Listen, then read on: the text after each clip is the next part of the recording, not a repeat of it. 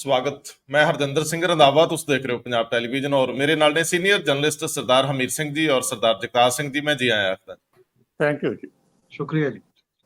पंजाब के गवर्नर बनवारी लाल पुरोहित ते मुख मंत्री दरम्यान टकरा अगले दौर च दाखिल हो गया।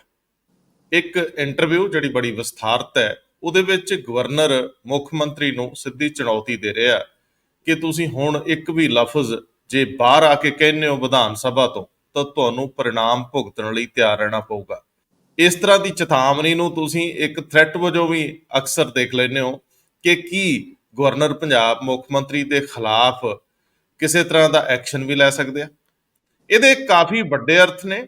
ਇਸ ਪੂਰੀ ਇੰਟਰਵਿਊ ਦੇ ਵਿੱਚੋਂ ਲੰਘਦਿਆਂ ਕਈ ਪਹਿਲੂ, ਕਈ ਮਰਹਲੇ, ਕਈ ਪੱਖ ਐਸੇ ਨੇ ਜਿਨ੍ਹਾਂ ਨੂੰ ਤੁਸੀਂ ਇੱਕ ਸਤਹੀ ਸਮਝ ਨਾਲ ਨਹੀਂ ਸਮਝ ਪਾਉਂਦੇ। ਇੱਕ ਤੋਂ ਵੱਧ ਵਾਰੀ ਤੁਸੀਂ ਜਦੋਂ ਉਹਨੂੰ ਦੇਖਦੇ ਹੋ ਤਾਂ ਫਿਰ ਗਵਰਨੈਂਸ ਦਾ ਮਾਮਲਾ ਆਉਂਦਾ, ਪੰਜਾਬ ਸਰਕਾਰ ਦੀ ਵਰਕਿੰਗ ਦਾ ਮਾਮਲਾ ਆਉਂਦਾ, ਗਵਰਨਰ ਦੀ ਪੋਸਟ ਦਾ ਮਾਮਲਾ ਆਉਂਦਾ, ਕੇਂਦਰ ਦੇ ਦਖਲ ਦਾ ਮਾਮਲਾ ਆਉਂਦਾ। ਇਹ ਸਾਰੀਆਂ ਚੀਜ਼ਾਂ ਨੂੰ ਸਮਝਣ ਦਾ ਯਤਨ ਕਰਦੇ ਆ ਕਿ ਆਉਂਦੇ ਦਿਨ ਹੋਰ ਮੁਸ਼ਕਲ ਭਰੇ ਹੋ ਸਕਦੇ ਆ।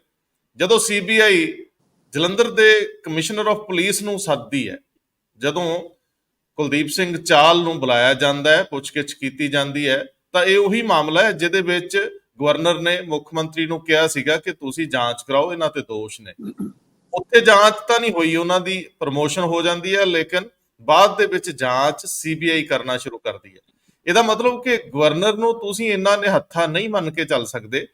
ਅਗਲੇ ਦਿਨਾਂ 'ਚ ਕੁਝ ਕਾਰਵਾਈਆਂ ਸੰਭਵ ਨੇ। ਇਸ ਇੰਟਰਵਿਊ ਦੇ ਵਿੱਚ ਲਾਲਚੰਦ ਕਟਾਰੂ ਚੱਕ ਨੂੰ ਲੈ ਕੇ ਜਿਨ੍ਹਾਂ ਲਫ਼ਜ਼ਾਂ ਦਾ ਇਸਤੇਮਾਲ ਹੈ ਔਰ ਜਿਸ ਤਰ੍ਹਾਂ ਬਾਕੀ ਮੁੱਦਿਆਂ ਦੇ ਉੱਤੇ ਗੱਲ ਹੋ ਰਹੀ ਹੈ, ਗੱਲ ਬਹੁਤ ਦਿਲਚਸਪ ਹੈ ਤੇ ਬਹੁਤ ਟਕਰਾਅ ਵੱਲ ਵੱਧ ਰਹੀ ਹੈ। ਸੋ ਸਰਕਾਰ ਤੇ ਸਰਕਾਰ ਦਰਮਿਆਨ, ਕਿਉਂਕਿ ਹਰ ਕੰਮ ਗਵਰਨਰ ਦੇ ਨਾਂ ਤੇ ਕਰਦੀ ਆ ਪੰਜਾਬ ਸਰਕਾਰ, ਜਾਂ ਸਾਡੇ ਸੰਵਿਧਾਨ ਦੇ ਵਿੱਚ ਗਵਰਨਰ ਦੇ ਨਾਂ ਤੇ ਹਰ ਆਰਡਰ ਜਾਰੀ ਹੁੰਦਾ ਹੈ। ਸੋ ਇਸ ਮਾਮਲੇ 'ਚ ਸਰਕਾਰ ਵਰਸਸ ਸਰਕਾਰ ਕੀ ਕੁਝ ਸਾਹਮਣੇ ਆ ਰਿਹਾ, ਇਹ ਤੇ ਚੱਲਦੇ ਆ। ਦੂਜਾ ਮਾਮਲਾ ਵੀ ਕਾਫੀ ਅਹਿਮ ਆ, ਜਿਹਦੇ ਵਿੱਚ ਪਾਰਲੀਮੈਂਟ ਦੀ ਇੱਕ ਸਟੈਂਡਿੰਗ ਕਮੇਟੀ ਇਲੈਕਸ਼ਨ ਲੜਨ ਦੀ ਉਮਰ ਨੂੰ 18 ਸਾਲ ਤੱਕ ਲਿਆਉਣ ਦੀ ਐਡਵੋਕੇਸੀ ਕਰ ਰਹੀ ਹੈ। ਇਲੈਕਸ਼ਨ ਲੜਨ ਦੀ ਉਮਰ 18 ਸਾਲ ਕਰਨ ਲਈ ਇਹ ਐਡਵੋਕੇਸੀ ਕਿੱਥੋਂ ਤੱਕ ਠੀਕ ਰਹੇਗੀ, ਇਹਦੇ ਉੱਤੇ ਵੀ ਗੱਲ ਕਰਦੇ ਹਾਂ। ਸਰਦਾਰ ਜਗਤਾਰ ਸਿੰਘ ਜੀ ਤੋਂ ਸਮਝਣ ਦਾ ਯਤਨ ਕਰਦੇ ਹਾਂ। ਸਭ ਤੋਂ ਪਹਿਲਾਂ ਸਰਦਾਰ ਜਗਤਾਰ ਸਿੰਘ ਜੀ, ਤੁਸੀਂ ਇਸ ਇੰਟਰਵਿਊ ਨੂੰ ਪੜ੍ਹਦੇ ਆ, ਕਿਹੜੇ ਪਹਿਲੂ ਜਿਹੜੇ ਤੁਹਾਨੂੰ ਲੱਗਦਾ ਦਿਖਾਉਣੇ ਚਾਹ ਰਹੇ ਗਵਰਨਰ, ਜਿਹੜੇ ਪਹਿਲੂਆਂ ਤੇ ਗਵਰਨਰ ਫੋਕਸ ਕਰ ਰਹੇ ਆ, ਜਿਹੜਾ ਉਹ ਸੁਨੇਹਾ ਦੇਣਾ ਚਾਹ ਰਹੇ ਆ, ਉਹ ਸੁਨੇਹਾ ਕੀ, ਉਹ ਕਿਹੜੇ ਪੁਆਇੰਟ ਨੇ ਜਿਨ੍ਹਾਂ ਦੇ ਉੱਤੇ ਸਰਕਾਰ ਫਸਦੀ ਨਜ਼ਰ ਆ ਰਹੀ ਹੈ? ਕੀ ਕਹਿੰਦੇ? ਪਿਛਲੇ ਕਾਫੀ ਸਮੇਂ ਤੋਂ ਪੰਜਾਬ ਦੇ ਗਵਰਨਰ ਬਨਵਾਰੀ ਲਾਲ ਪੁਰੋਹਿਤ ਤੇ ਮੁੱਖ ਮੰਤਰੀ ਭਗਵੰਤ ਮਾਨ ਦੇ ਵਿੱਚ ਇੱਕ ਤਾਂ ਕਹਿੰਦੇ ਹੁੰਦੇ ਆਪਾਂ ਲਫ਼ਜ਼ੀ ਲੜਾਈ ਉਹ ਚੱਲ ਰਹੀ ਹੈ। ਲਫ਼ਜ਼ੀ ਲੜਾਈ ਇਕੱਲੀ ਕਹਿਣ ਦੇ ਵਿੱਚ ਨਹੀਂ, ਲਿਖਣ ਦੇ ਵਿੱਚ ਵੀ ਹੈ। ਇਹ ਲੈਟਰਲ ਵਾਰ ਵੀ ਚੱਲ ਰਹੀ ਹੈ ਦੋਵਾਂ ਦੇ ਵਿੱਚ। ਗਵਰਨਰ ਸਾਹਿਬ ਚਿੱਠੀ ਲਿਖ ਦਿੰਦੇ ਆ, ਮੁੱਖ ਮੰਤਰੀ ਕਈ ਵਾਰੀ ਲਿਖ ਦਿੰਦੇ ਤੇ ਮੁੱਖ ਮੰਤਰੀ ਦੀ ਲੈਟਰ ਕਈ ਵਾਰੀ ਪਹੁੰਚਦੀ ਨਹੀਂ, ਉਹ ਅਖਬਾਰਾਂ 'ਚ ਆ ਜਾਂਦੀ ਸਿਰਫ। ਕੁਛ ਚਿੱਠੀਆਂ ਐਸੀਆਂ ਵੀ ਹੈ ਮੁੱਖ ਮੰਤਰੀ ਦੀਆਂ ਜਿਹੜੀਆਂ ਮੇਰੇ ਖਿਆਲ ਅੱਜ ਤੱਕ ਵੀ ਰਾਜ ਭਵਨ ਨਹੀਂ ਪਹੁੰਚੀਆਂ, ਖਾਸ ਕਰਕੇ ਪੰਜਾਬੀ 'ਚ, ਲੇਕਿਨ ਉਹ ਮੀਡੀਆ 'ਚ ਆ ਗਈਆਂ ਸੀਗੀਆਂ। ਉਹ ਬੜੀ ਦੇਰ ਤੋਂ ਚੱਲ ਰਿਹਾ। ਜਿਹੜੀ ਅੱਜ ਦੀ ਇੰਟਰਵਿਊ ਹੈ ਇਹਨਾਂ ਦੀ, ਗਵਰਨਰ ਸਾਹਿਬ ਦੀ, ਇੱਕ ਅਖਬਾਰ ਅੰਗਰੇਜ਼ੀ ਦੇ ਵਿੱਚ, ਬਹੁਤ ਇੰਪੋਰਟੈਂਟ ਇੰਟਰਵਿਊ ਹੈ। ਉਹਦੇ ਕਾਫੀ ਰੋਚਕ ਪਹਿਲੂ ਹੈ ਕਿ ਹੁਣ ਐ ਫੀਲ ਹੋ ਰਿਹਾ ਹੈ ਕਿ ਭਾਵੇਂ BJP ਦੀ ਪੰਜਾਬ ਵਿੱਚ ਕੋਈ ਬਹੁਤ ਵੱਡੀ ਸਟੇਕ ਨਹੀਂ ਹੈ ਸੀਟਾਂ ਦੀ ਗਿਣਤੀ ਨੂੰ ਲੈ ਕੇ, ਪੰਜਾਬ ਦੀਆਂ ਸਿਰਫ 13 ਲੋਕ ਸਭਾ ਸੀਟਾਂ ਹੈ ਤੇ BJP ਦਾ ਕੋਈ ਬਹੁਤਾ ਬੇਸ ਵੀ ਨਹੀਂ ਹੈ। ਇਹ ਪਾਰਟੀ ਆਪਣੇ ਆਪ ਦੇ ਵਿੱਚ ਪੰਜਾਬ ਦੇ ਵਿੱਚ ਕੋਈ ਸੀਟ ਜਿੱਤ ਵੀ ਨਹੀਂ ਸਕਦੀ।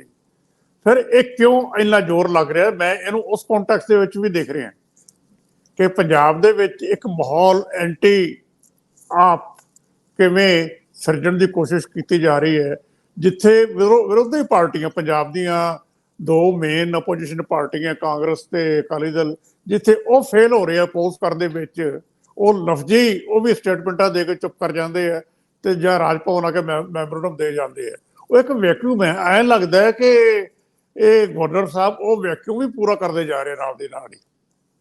ਮੈਂ ਇਹਨੂੰ ਹੁਣ ਖਾਸ ਕਰਕੇ ਜਦੋਂ ਤੋਂ ਇਹ ਇੰਡੀਆ ਬਣਿਆ, ਨਵਾਂ ਇੱਕ ਅਰੇਂਜਮੈਂਟ ਸਿਆਸੀ ਪਾਰਟੀਆਂ ਦਾ ਨਾਨ BJP ਦਾ ਸਾਹਮਣੇ ਆਇਆ, ਜਿਹਦਾ ਨਾਂ ਇੰਡੀਆ ਰੱਖਿਆ ਗਿਆ ਹੈ, ਉਹਦੇ ਕੰਟੈਕਸਟ ਦੇਖਦੇ ਕਿ ਇਹ ਅਟੈਕ ਇੱਕ ਇੰਡੀਆ ਦੇ ਪਾਰਟਨਰ ਤੇ ਹੈ, ਸਿਰਫ ਭਗਵੰਤ ਮਾਨ ਤੇ ਨਾ ਹੋ ਕੇ ਇਹ ਪ੍ਰੂਵ ਕਰਨ ਵਾਸਤੇ ਕਿ ਜਿਹੜੀ ਇਹਨਾਂ ਦੀ ਆਪਣੀ ਫੰਕਸ਼ਨ ਚੀਫ ਮਿਨਿਸਟਰ ਦੀ ਉਹ ਕੁਐਸਚਨੇਬਲ ਹੈ। ਤੇ ਇਹ ਮੈਂ ਇਹਨੂੰ ਰੂਲ ਆਊਟ ਨਹੀਂ ਕਰਦਾ। ਹੁਣ ਪਹਿਲਾ ਪੁਆਇੰਟ ਇਹਦੇ ਵਿੱਚ ਬਹੁਤ ਇੱਕ ਪੁਆਇੰਟ ਜਿਹੜਾ ਮੈਨੂੰ ਬਹੁਤ ਲੱਗਿਆ ਇੰਟਰਸਟਿੰਗ, ਚਿੱਠੀਆਂ ਤਾਂ ਗਵਰਨਰ ਸਾਹਿਬ ਨੇ ਬਹੁਤ ਲਿਖੀਆਂ, ਗੱਲਾਂ ਵੀ ਬੜੀਆਂ ਕਰਦੇ ਆ, ਇਸ ਇੰਟਰਵਿਊ 'ਚ ਸਿੱਧੇ ਥ੍ਰੈਟ ਦਿੱਤੇ ਵੀ ਹੈ। ਉਹਨਾਂ ਨੇ ਕਿਹਾ ਵੀ ਇਹ ਕੰਸੀਕੁਐਂਸਿਸ ਭੁਗਤਣ ਵਾਸਤੇ ਤਿਆਰ ਰਹਿਣ। ਕੰਸੀਕੁਐਂਸਿਸ ਕੀ ਹੋ ਸਕਦੇ? ਕੰਸੀਕੁਐਂਸਿਸ ਵੱਧ ਤੋਂ ਵੱਧ ਇਹ ਹੁੰਦਾ ਆਖਿਰ ਤੇ ਸਭ ਤੋਂ ਟਾਪ ਕਿ ਗਵਰਨਰ ਅਲਟੀਮੇਟਲੀ ਪ੍ਰੈਜ਼ੀਡੈਂਟ ਨੂੰ ਰਿਕਮੈਂਡ ਕਰ ਸਕਦਾ ਹੁੰਦਾ। ਉਹ ਜ਼ਮਾਨੇ ਚਲੇ ਗਏ। ਉਹ ਤਾਂ ਮਨੀਪੁਰ ਦੇ ਵਿੱਚ ਨਹੀਂ ਲੱਗਿਆ, ਜਿੱਥੇ ਸਟੇਟ ਬਣ ਰਹੀ ਹੈ, 2.5 ਮਹੀਨੇ ਹੋ ਗਏ, PM ਵੀ ਚੁੱਪ ਹੈ, ਉੱਥੇ ਤਾਂ ਗਵਰਨਰ ਵੀ ਚੁੱਪ ਹੈ। BJP ਰੂਲਡ ਸਟੇਟ ਹੈ, ਗਵਰਨਰ ਦਾ ਵੀ ਕੋਈ ਕਿਸੇ ਪਾਸਿਓਂ ਗੱਲ ਨਹੀਂ ਆਉਂਦੀ ਤੇ PM ਵੀ ਚੁੱਪ ਹੈ। ਇਹ ਪੰਜਾਬ ਇਹਨਾਂ ਸੈਂਸਿਟਿਵ ਕਿਉਂ ਹੋ ਗਿਆ ਗਵਰਨਰ ਸਾਹਿਬ ਵਾਸਤੇ? ਉਹ ਕਹਿੰਦੇ ਵੀ ਇਹ ਕੰਸੀਕੁਐਂਸਿਸ ਭੁਗਤਣ ਵਾਸਤੇ ਤਿਆਰ ਹੈ। ਉੱਥੇ ਤਾਂ ਕੋਈ ਪੁੱਛ ਹੀ ਨਹੀਂ ਰਿਹਾ ਸੀ ਮੈਨੂੰ ਬਈ ਕੌਣ ਜ਼ਿੰਮੇਦਾਰ ਹੈ। ਇੱਥੇ ਛੋਟੀ ਛੋਟੀ ਗੱਲ ਤੇ ਭਗਵੰਤ ਮਾਨ ਨੂੰ ਆਨਸਰੇਬਲ ਤੇ ਕਾਊਂਟੇਬਲ ਕਿਉਂ ਬਣਾਇਆ ਜਾ ਰਿਹਾ? ਗੱਲ ਇਹ ਹੈ। ਮੈਂ ਹੁਣ ਇਹਨਾਂ ਨੇ ਪਹਿਲਾ ਇਸ਼ੂ ਸ਼ੁਰੂ ਕੀਤਾ ਡਰੱਗਸ ਦਾ। ਪਤਾ ਹੈ ਸਭ ਨੂੰ ਕਿ ਡਰੱਗਸ ਬਹੁਤ ਵੱਡਾ ਇਸ਼ੂ ਹੈ, ਕੋਈ ਇਹਦਾ ਰੌਲਾ ਨਹੀਂ। ਇੰਨੇ ਸਾਲਾਂ ਤੋਂ ਰੌਲਾ ਪੈ ਰਿਹਾ ਹੈ। ਰਾਦਰ ਆਮ ਆਦਮੀ ਪਾਰਟੀ ਦੀ ਸਰਕਾਰ ਨੇ ਵਾਅਦਾ ਕੀਤਾ ਸੀਗਾ, ਅਰਵਿੰਦ ਕੇਜਰੀਵਾਲ ਹੋਰਾਂ ਨੇ, ਕਿ ਅਸੀਂ ਇੱਕ ਮਿਥੇ ਸਮੇਂ ਦੇ ਵਿੱਚ ਇਹ ਸਮੱਸਿਆ ਹੱਲ ਕਰ ਦਿਆਂਗੇ। ਸਮੱਸਿਆ ਤਾਂ ਉਸ ਤੋਂ ਜ਼ਿਆਦਾ ਵਧੀ ਹੋਈ ਹੈ। ਹੁਣ ਤਾਂ ਹਾਲਤ ਇਹ ਹੈ ਕਿ ਸਾਡੀ ਮੀਡੀਆ ਦੀ ਵੀ ਅਸੀਂ ਖਬਰ ਹੀ ਨਹੀਂ ਲਾਉਂਦੇ, ਲੋਕ ਮਰ ਰਹੇ ਆ। ਆਪੋਜੀਸ਼ਨ ਪਾਰਟੀ ਦੇ ਰਿਐਕਸ਼ਨ ਤਾਂ ਛੱਡੋ, ਸਾਡਾ ਵੀ ਇਹ ਅਲਟੀਮੇਟਲੀ ਅਸੀਂ ਇਮਿਊਨ ਹੋ ਗਏ ਇੱਕ ਖਾਸ ਲੈਵਲ ਤੱਕ। ਇੱਕ ਵਾਰੀ ਕੰਪੇਨ ਚਲਾ ਕੇ ਐਂਟੀ ਡਰੱਗਸ, ਤੇ ਉਸ ਤੋਂ ਬਾਅਦ ਅਸੀਂ ਵੀ ਚੁੱਪ ਹੈ। ਹੁਣ ਡਰੱਗ ਦਾ ਮਸਲਾ ਇਹਨਾਂ ਨੇ ਕਿਹਾ ਵੀ ਸਾਰੀਆਂ ਪਾਕਿਸਤਾਨ ਤੋਂ ਡਰੱਗਸ ਆ ਰਹੀਆਂ ਮੇਨਲੀ। ਬਿਲਕੁਲ ਆਪਾਂ ਰਿਫਿਊਟ ਹੀ ਨਹੀਂ ਕਰਦੇ ਕਿ ਨਹੀਂ ਆ ਰਹੀਆਂ। ਅਸੀਂ ਦੇ ਨਾਲ ਇਹ ਕਹਿ ਰਹੇ ਕਿ ਜਿਹੜੀ ਡਰੱਗਸ ਗੁਜਰਾਤ ਤੋਂ ਆ ਰਹੀ ਹੈ, ਨਾਰਥ ਈਸਟ ਤੋਂ ਆ ਰਹੀ ਹੈ, ਹੋਰ ਪਾਸਿਓਂ ਆ ਰਹੀ ਹੈ, ਸਰਕਾਰ ਕੋਲ ਤਾਂ ਡਾਟਾ ਹੈਗਾ। ਉੱਥੇ ਡਾਟਾ ਇੰਡੀਕੇਟ ਕਰ ਰਿਹਾ ਹੈ ਵੀ ਪਾਕਿਸਤਾਨ ਤੋਂ ਡਰੱਗਸ ਕਿੰਨੀ ਕੁ ਆਉਂਦੀ ਹੈ। ਇੱਥੇ ਸਾਰੀ ਫੈਂਸਿੰਗ ਹੋਈ ਵੀ ਤੁਹਾਡੇ ਬਾਰਡਰ ਦੀ। ਜੇ ਇੱਥੋਂ ਆ ਰਹੀ ਹੈ ਤਾਂ ਇਹਦਾ ਮਤਲਬ ਬਾਰਡਰ ਤੇ ਤਾਂ BSF ਬੈਠੀ ਹੈ, ਪੰਜਾਬ ਪੁਲਿਸ ਨਹੀਂ ਹੈ। ਮਿਲੀ ਭੁਗਤ ਕੀ ਹੈ? ਇਹਨਾਂ ਨੇ ਕਿਹਾ ਵੀ ਥਾਣਾ ਲੈਵਲ ਤੇ ਲੋਕ ਵੀ ਮਿਲੇ ਹੋਏ। ਬਿਲਕੁਲ ਮਿਲੇ ਹੁੰਦੇ, ਥਾਣੇ ਤੋਂ ਬਿਨਾਂ ਤਾਂ ਸਮਗਲਿੰਗ, ਚੋਰੀ ਇਹ ਕੋਈ ਹੁੰਦੀ ਨਹੀਂ ਬਿਨਾਂ ਮਿਲੇ। ਇਹ ਵੀ ਸਭ ਨੂੰ ਪਤਾ ਹੈ। ਜਿੱਥੇ ਟੋਟਲ ਫੈਂਸਿੰਗ ਹੈ। ਹੁਣ ਜੇ ਡਰੋਨ ਤਾਂ ਹੁਣ ਦੀ ਸਮੱਸਿਆ, ਡਰੋਨ ਤਾਂ ਪਿਛਲੇ 2 ਸਾਲ ਤੋਂ, ਉਸ ਤੋਂ ਪਹਿਲਾਂ ਵੀ ਤਾਂ ਡਰੱਗਸ ਆ ਰਹੀਆਂ ਸੀਗੀਆਂ। ਕਿਵੇਂ ਆ ਰਹੀਆਂ? ਹਥਿਆਰ ਵੀ ਆਉਂਦੇ ਆ, ਡਰੱਗਸ ਵੀ ਆਉਂਦੀਆਂ ਹੈ। BSF ਦੇ ਕਿੰਨੇ ਕੁ ਲੋਕ ਫੜੇ ਗਏ ਹੈ। BSF ਦੀ ਮਿਲੀ ਭੁਗਤ ਤੋਂ ਬਿਨਾਂ ਆਉਂਦੀਆਂ ਨਹੀਂ। ਇਹ ਕਹਿਣ ਨੂੰ ਵੀ ਤਿਆਰ ਨਹੀਂ ਕਿ BSF ਵਾਲੇ ਲੋਕ ਵਿੱਚ ਮਿਲੇ ਹੁੰਦੇ ਆ। ਕਦੇ ਕਦੇ ਐਕਸ਼ਨ ਹੋ ਜਾਂਦੇ, ਲੋਕ ਫੜੇ ਵੀ ਜਾਂਦੇ ਆ। ਸੋ ਤੁਸੀਂ ਇਹ ਇਨ ਟੋਟੈਲਿਟੀ ਲਓ। ਡਰੱਗ ਦਾ ਮਸਲਾ ਲੈਣਾ ਬਿਲਕੁਲ ਵਧੀਆ ਗੱਲ ਹੈ ਕਿ ਲੈਣਾ ਚਾਹੀਦਾ। ਨੈਸ਼ਨਲ ਫੋਕਸ ਇਹ ਤੇ ਹੋਣਾ ਚਾਹੀਦਾ। ਪਰ ਕੀ ਪੰਜਾਬ ਦੀ ਹੀ ਸਮੱਸਿਆ ਹੈ? ਗੋਆ ਦੀ ਸਮੱਸਿਆ ਨਹੀਂ ਹੈ? ਗੋਆ 'ਚ ਤਾਂ ਪਾਕਿਸਤਾਨ ਬਾਰਡਰ ਨਹੀਂ ਹੈ। ਪੰਜਾਬ ਦੇ ਵਿੱਚ ਨਾਰਥ ਈਸਟ ਤੋਂ ਸਮਗਲਿੰਗ ਕਿਉਂ ਹੋ ਰਹੀ ਹੈ? ਪਿੱਛੇ ਖਬਰਾਂ ਛਪੀਆਂ ਕਿ ਫੜੇ ਗਏ, ਨਾਰਥ ਈਸਟ ਤੋਂ ਮਾਲ ਆਇਆ ਹੋਇਆ। ਸੋ ਕਿਤੇ ਜਵਾਬਦੇਹੀ ਤਾਂ ਬਣਦੀ ਹੈ ਨਾ। ਇੱਕ ਜਿਵੇਂ ਕੰਪੇਨ ਹੁੰਦੀ ਹੈ ਨਾ ਵੀ ਐਂਟੀ ਪਾਕਿਸਤਾਨ ਗੱਲ ਕਰਨੀ ਹੈ, ਕਰੋ, ਠੀਕ ਹੈ, ਤੁਹਾਡਾ ਕਰਨੀ ਚਾਹੀਦੀ ਹੈ ਜੀ ਉੱਥੋਂ ਕੁਝ ਹੋ ਰਿਹਾ ਤਾਂ। ਲੇਕਿਨ ਇੱਕ ਇਸ਼ੂ ਲੈ ਕੇ ਸਿਰਫ ਇੱਕ ਪੁਆਇੰਟ ਤੇ ਗੱਲ ਕਰਨੀ, ਉਹ ਐਂ ਮਹਿਸੂਸ ਹੁੰਦਾ ਹੈ ਜਿਵੇਂ ਪਾਰਟੀਜ਼ਨ ਅਪਰੋਚ ਹੈ। ਗਵਰਨਰ ਸਾਹਿਬ ਦੀ ਇਸ ਮਾਮਲੇ ਤੇ ਪਾਰਟੀਜ਼ਨ ਅਪਰੋਚ ਲੱਗਦੀ ਹੈ। ਤੁਸੀਂ ਕਹੋ ਬਈ ਹੋਲਿਸਟਿਕ ਇਹ ਅਪਰੋਚ ਹੋਣੀ ਚਾਹੀਦੀ ਹੈ। ਤੁਸੀਂ ਇੱਕ ਮੀਟਿੰਗ ਬੁਲਾਓ, ਸਾਰਿਆਂ ਦੀ ਇਨੀਸ਼ੀਏਟਿਵ ਲਓ, ਆਲ ਪਾਰਟੀ ਮੀਟਿੰਗ ਬੁਲਾ ਲਓ ਵੀ ਸੋਸ਼ਲ ਇਸ਼ੂ ਹੈ ਏਡਾ ਵੱਡਾ। ਲਾਅ ਐਂਡ ਆਰਡਰ ਤਾਂ ਵੱਖਰਾ ਇਸ਼ੂ ਹੈਗਾ, ਸੋਸ਼ਲ ਵੀ ਹੈ। ਅਵੇਅਰਨੈਸ ਕੰਪੇਨ ਵੀ ਲਾਂਚ ਹੋਣੀ ਚਾਹੀਦੀ ਹੈ। ਸਭ ਨੂੰ ਪਤਾ ਇਸ ਚੀਜ਼ ਦਾ, ਤਾਂ ਸਾਰਾ ਕੁਝ ਪਹਿਲਾਂ ਇੱਕ ਵਾਰੀ ਹੋ ਚੁੱਕਿਆ। ਕੋਈ ਮਸਲਾ ਉੱਥੇ ਖੜਾ ਹੈ। ਇਸ਼ੂ ਇੱਕ ਤਾਂ ਇਹ ਹੈ ਇਹਨਾਂ ਦਾ। ਫਿਰ ਇਹ ਲਗਾਤਾਰ ਕਹਿੰਦੇ ਮਾਈਨਿੰਗ ਹੋ ਰਹੀ ਹੈ, ਸਰਕਾਰ ਦੇ ਬੰਦੇ ਮਿਲੇ ਹੋਏ ਹੈ। ਲੇਕਿਨ ਇਸ ਤੋਂ ਜ਼ਿਆਦਾ ਮੈਨੂੰ ਲੱਗਿਆ ਇਹਨਾਂ ਦਾ ਮਸਲਾ ਤੁਹਾਡੇ ਮਿਨਿਸਟਰ ਕਟਾਰੂ ਚੱਕ ਹੋਰਾਂ ਦਾ। ਉਹਨਾਂ ਨੇ ਲਿਖਿਆ ਕਿ ਡਰਟੀ ਲਫ਼ਜ਼ ਵਰਤਿਆ ਉਹਦੇ ਬਾਰੇ, ਬਈ ਪਬਲਿਕ ਰਿਕਾਰਡ ਤੇ ਪਹਿਲੀ ਵਾਰੀ ਇਹੋ ਸਖਤ ਲਫ਼ਜ਼ ਵਰਤਣਾ ਇਹ ਕੁਐਸਚਨੇਬਲ ਹੈ। ਆਪਾਂ ਇਹ ਵੀ ਮੰਨ ਕੇ ਚੱਲਦੇ ਹਾਂ, ਆਪਾਂ ਰਾਦਰ ਕਹਿੰਦੇ ਰਹੇ ਹਾਂ ਕਿ ਕੈਬਨਿਟ ਸਰਕਾਰ ਦੇ ਵਿੱਚ ਜਦੋਂ ਕੋਈ ਬੰਦਾ ਕਿਸੇ ਸ਼ੈਡੋ ਹੇਠ ਆ ਜਾਏ, ਉਹ ਤੇ ਐਕਸ਼ਨ ਹੋਣਾ ਚਾਹੀਦਾ। ਸਰਕਾਰ ਤੇ ਕਿਸੇ ਤਰ੍ਹਾਂ ਦਾ ਕੋਈ ਡਾਊਟ ਨਹੀਂ ਹੋਣਾ ਚਾਹੀਦਾ। ਜਿਸ ਬੰਦੇ ਤੇ ਵੀ ਡਾਊਟ ਹੋਵੇ ਉਹ ਕਲੀਅਰ ਹੋਣੇ ਚਾਹੀਦੇ। ਤੇ ਇਹੋ ਜਿਹੇ ਮਾਮਲਿਆਂ ਤੇ ਸਿੱਧਾ ਹੀ ਐਕਸ਼ਨ ਹੋਣਾ ਚਾਹੀਦਾ ਹੈ। ਭਗਵੰਤ ਮਾਨ ਜੀ ਐਕਸ਼ਨ ਨਹੀਂ ਲੈ ਰਹੇ ਤੇ ਗਲਤ ਹੈ। ਆਪਾਂ ਬਿਲਕੁਲ ਇਹ ਲਗਾਤਾਰ ਗੱਲ ਕਰਦੇ ਆ ਰਹੇ ਹਾਂ। ਇਹ ਜਿੰਨੇ ਕੇਸ ਇਹੋ ਜਿਹੇ ਸਾਹਮਣੇ ਆਏ ਹੈ ਮਾਰਲ ਟਰਪੀਚੂਡ ਦੇ, ਇਹ ਜਿਹਦੇ ਖਿਲਾਫ ਸ਼ਿਕਾਇਤ ਹੋਈ ਸੀ ਦਬਕੀ, ਕਟਾਰੂ ਚੱਕ ਦੀ ਦਬਕੀ, ਇਹ ਕਿਉਂ ਹੋ ਰਿਹਾ? ਜਿਹੜੇ ਕਰਪਸ਼ਨ ਦੇ ਕੇਸ ਇਹਨਾਂ ਦੇ ਆਪਣੇ ਬੰਦੇ ਦੇ ਖਿਲਾਫ ਹੈ, ਉਹਨਾਂ ਦਾ ਕੀ ਬਣ ਰਿਹਾ? ਉਹ ਸਾਰਾ ਕੁਝ ਉਸ ਤਰ੍ਹਾਂ ਹੀ ਹੈ। ਆਪਾਂ ਉਹ ਮੰਨ ਕੇ ਚੱਲਦੇ ਹਾਂ ਸਾਰਾ ਕੁਝ ਕਿ ਸਰਕਾਰ ਗਲਤ ਕਰ ਰਹੀ ਹੈ, ਲੇਕਿਨ ਜਿਸ ਢੰਗ ਨਾਲ ਗਵਰਨਰ ਇਸ਼ੂ ਟੇਕਅਪ ਕਰਨ ਦੀ ਕੋਸ਼ਿਸ਼ ਕਰ ਰਹੇ ਉਹ ਵੀ ਗਲਤ ਹੈ ਜੀ। ਕੋਈ ਥ੍ਰੈਟ ਦੇ ਕੇ ਤੇ ਗਲਤ ਲਫ਼ਜ਼ ਵਰਤ ਕੇ ਨਹੀਂ ਵਰਤ ਸਕਦੇ। ਹੁਣ ਇਹ ਕਹਿੰਦੇ ਵੀ ਜਿਹੜਾ ਤੁਹਾਡਾ ਪਿਛਲਾ ਸੈਸ਼ਨ ਸੀ ਇਲੀਗਲ ਹੈ, ਇਸ ਕਰਕੇ ਮੈਂ ਹਜੇ ਬਿੱਲ ਆਪਣੇ ਕੋਲੇ ਰੱਖੇ ਹੋਏ 4 ਬਿੱਲ ਪਾਸ ਕੀਤੇ ਸੀਗੇ ਤੇ ਕਹਿੰਦਾ ਮੈਂ ਸਟੱਡੀ ਕਰਵਾ ਰਿਹਾ ਤੇ ਹੋ ਸਕਦਾ ਕਿ ਪ੍ਰੈਜ਼ੀਡੈਂਟ ਆਫ ਇੰਡੀਆ ਨੂੰ ਭੇਜ ਦਿਆਂ। ਮੈਨੂੰ ਇੱਕ ਗੱਲ ਨਹੀਂ ਸਮਝ ਆ ਰਹੀ, ਇੱਕ ਪਾਸੇ ਕਹ ਰਹੇ ਇਲੀਗਲ ਹੈ, ਜੇ ਇਲੀਗਲ ਹੈ ਤਾਂ ਤੁਸੀਂ ਸਟੇਟ ਗਵਰਨਮੈਂਟ ਨੂੰ ਇਹ ਲਿਖ ਕੇ ਕਿਉਂ ਨਹੀਂ ਭੇਜਦੇ ਕਿ ਕਿਉਂਕਿ ਇਹ ਸੈਸ਼ਨ ਇਲੀਗਲ ਸੀ ਮੈਂ ਤੁਹਾਨੂੰ ਬਿੱਲ ਵਾਪਸ ਕਰ ਰਿਹਾ? ਫਿਰ ਪ੍ਰੈਜ਼ੀਡੈਂਟ ਆਫ ਇੰਡੀਆ ਨੂੰ ਭੇਜਣ ਦੀ ਕੀ ਲੋੜ ਹੈ? ਜਾਂ ਤਾਂ ਫਿਰ ਰੈਫਰੈਂਸ ਵਾਸਤੇ ਭੇਜ ਦਿਓ ਸੈਸ਼ਨ ਦਾ ਵੀ ਪ੍ਰੈਜ਼ੀਡੈਂਟ ਆਫ ਇੰਡੀਆ ਨੂੰ ਵੀ ਤੁਸੀਂ ਐਗਜ਼ਾਮਿਨ ਕਰੋ ਕਿ ਇਲੀਗਲ ਹੈ ਕਿ ਨਹੀਂ। ਜਿਸ ਇਲੀਗਲ ਕਹਿ ਰਹੇ ਹੈ ਫਿਰ ਆਪਣੇ ਲੈਵਲ ਤੇ ਐਕਸ਼ਨ ਲਓ, ਇਹ ਬਿੱਲ ਰਿਜੈਕਟ ਕਰੋ ਇਸ ਬੇਸਿਸ ਤੇ ਕਿ ਇਹ ਸੈਕਸ਼ਨ ਰਿਟਨ ਦੇ ਵਿੱਚ ਇਹ ਸੈਸ਼ਨ ਇਲੀਗਲ ਸੀ, ਇਸ ਕਰਕੇ ਬਿੱਲ ਮੈਂ ਰਿਜੈਕਟ ਕਰਕੇ ਤੁਹਾਨੂੰ ਵਾਪਸ ਭੇਜ ਰਿਹਾ। ਜਾਂ ਤਾਂ ਸਟੈਪ ਲਓ ਜਾਂ ਕੰਪੇਨ ਸਿਰਫ ਚਲਾਉਣ ਦਾ ਕੋਈ ਮਤਲਬ ਨਹੀਂ ਹੁੰਦਾ। ਸੋ ਇਹ ਖਾਸੇ ਇਸ਼ੂਜ਼ ਹੈਗੇ ਆ ਜਿਹੜੇ ਇਹਦੇ ਵਿੱਚ ਟੇਕ ਅਪ ਕੀਤੇ ਗਏ ਆ। ਸਰਦਾਰ ਹਰਮੀਤ ਸਿੰਘ ਜੀ, ਪ੍ਰਮਾਣ ਭੁਗਤਣ ਦਾ ਮਤਲਬ ਤੇ ਸਾਫ਼ ਹੀ ਹੈ, ਜਿਵੇਂ ਸਰਦਾਰ ਜਗਤਾਰ ਸਿੰਘ ਜੀ ਨੇ ਕਿਹਾ ਕਿ ਆਖਰ ਦੇ ਵਿੱਚ ਤਾਂ ਤੁਸੀਂ ਰਿਕਮੈਂਡ ਕਰ ਸਕਦੇ ਹੋ ਕਿ ਇਹ ਸਟੇਟ, ਇੱਥੇ ਦੀ ਸਰਕਾਰ ਕਾਨੂੰਨ ਅਨੁਸਾਰ ਕੰਮ ਨਹੀਂ ਕਰ ਰਹੀ, ਭਾਰਤ ਦੇ ਸੰਵਿਧਾਨ ਅਨੁਸਾਰ ਕੰਮ ਨਹੀਂ ਕਰ ਰਹੀ ਤੇ ਇੱਥੇ ਜਿਹੜਾ ਉਹ ਪ੍ਰੈਜ਼ੀਡੈਂਟ ਰੂਲ ਲਾ ਦੇਣਾ ਚਾਹੀਦਾ। ਇਹ ਰਿਕਮੈਂਡੇਸ਼ਨ ਤੋਂ ਬਾਅਦ ਤਾਂ ਕੁਝ ਨਹੀਂ ਹੋ ਸਕਦਾ। ਪਰ ਸਵਾਲ ਇਸ ਗੱਲ ਦਾ ਵੀ ਹੈ ਕਿ ਜਦੋਂ ਗਵਰਨਰ ਸਾਹਿਬ ਆਪਣੇ ਤੌਰ ਤੇ ਉਸ ਸੈਸ਼ਨ ਨੂੰ ਗੈਰ ਕਾਨੂੰਨੀ ਕਹਿ ਚੁੱਕੇ ਆ ਤਾਂ ਫਿਰ ਉਹਦੇ ਉੱਤੇ ਦੁਬਾਰਾ ਗੱਲ ਕਰਨੀ ਵੀ, ਉਹ ਤਾਂ ਇਹਨਾਂ ਨੂੰ ਸਰਕਾਰ ਨੂੰ ਲਿਖ ਹੀ ਦਿੱਤਾ ਇਹਨਾਂ ਨੇ, ਤਾਂ ਬਾਕੀ ਤਾਂ ਗੱਲ ਹੁਣ ਸਰਕਾਰ ਤੇ ਆ ਵੀ ਉਹ ਬਿੱਲ ਪਏ ਹੋਏ ਆ, ਖੂੰਜੇ 'ਚ ਪਏ ਆ, ਫਿਰ ਉਹਨਾਂ ਨੂੰ ਗਾਂਹ ਭੇਜਣਾ ਜਾਂ ਨਹੀਂ ਭੇਜਣਾ। ਜਾਂ ਤਾਂ ਬਿਲਕੁਲ ਠੀਕ ਗੱਲ ਹੈ ਕਿ ਉਹ ਰਾਸ਼ਟਰਪਤੀ ਨੂੰ ਪੁੱਛ ਲੈਣ ਕਿ ਇਹ ਇੱਕ ਸੈਸ਼ਨ ਬੁਲਾਇਆ ਗਿਆ ਸੀ ਜਿਹੜਾ ਮੇਰੇ ਅਨੁਸਾਰ ਗੈਰ ਕਾਨੂੰਨੀ ਲੱਗਦਾ, ਇਹਦੇ ਉੱਤੇ ਤੁਸੀਂ ਆਪਣਾ ਅੰਤਮ ਅੱਖਰ ਕਹਿ ਦਿਓ। ਸੋ ਜਿਹੜਾ ਇਹ ਟੋਟਲ ਤੁਸੀਂ ਇੰਟਰਵਿਊ ਦੇਖੀ ਆ, ਅੱਖਰ ਅੱਖਰ ਦੇਖੀ ਆ, ਇੱਕ ਤਾਂ ਕਈ ਵਾਰੀ ਇਹ ਇੰਟਰਵਿਊਜ਼ ਬੜੇ ਸਾਫ਼ ਸੁਨੇਹੇ ਲਈ ਵੀ ਹੁੰਦੀਆਂ ਨੇ।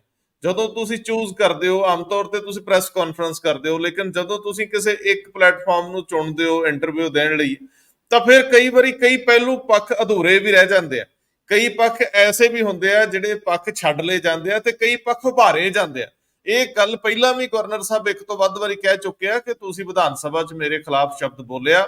ਉਹਨਾਂ ਨੇ ਪ੍ਰੈਸ ਕਾਨਫਰੰਸ ਵਿੱਚ ਵੀ ਕਿਹਾ ਸੀਗਾ ਕਿ ਤੁਸੀਂ ਅੰਦਰ ਮੈਨੂੰ ਗਲਤ ਲਫ਼ਜ਼ ਵਰਤਿਆ, ਮੈਨੂੰ ਤੁਸੀਂ ਇੱਕ ਵਚਨ ਨਾਲ ਬੁਲਾ ਰਹੇ ਹੋ, ਮੈਨੂੰ ਤੁਸੀਂ ਵਿਹਲਾ ਕਿਹਾ। ਇਹ ਸਾਰੀ ਗੱਲਾਂ ਬਾਰ-ਬਾਰ ਆਉਂਦੀਆਂ ਰਹੀਆਂ ਨੇ, ਲੇਕਿਨ ਕੈਟੇਗੋਰੀਕਲੀ ਕਿਸੇ ਇੰਟਰਵਿਊ ਨੂੰ ਇਸ ਤਰੀਕੇ ਨਾਲ ਅੱਗੇ ਵਧਾਇਆ ਜਾਣਾ, ਇਹਦੇ ਅਰਥ ਕੀ ਲਈਏ? ਇਹ ਵੀ ਇੱਕ ਪਹਿਲੂ ਆ।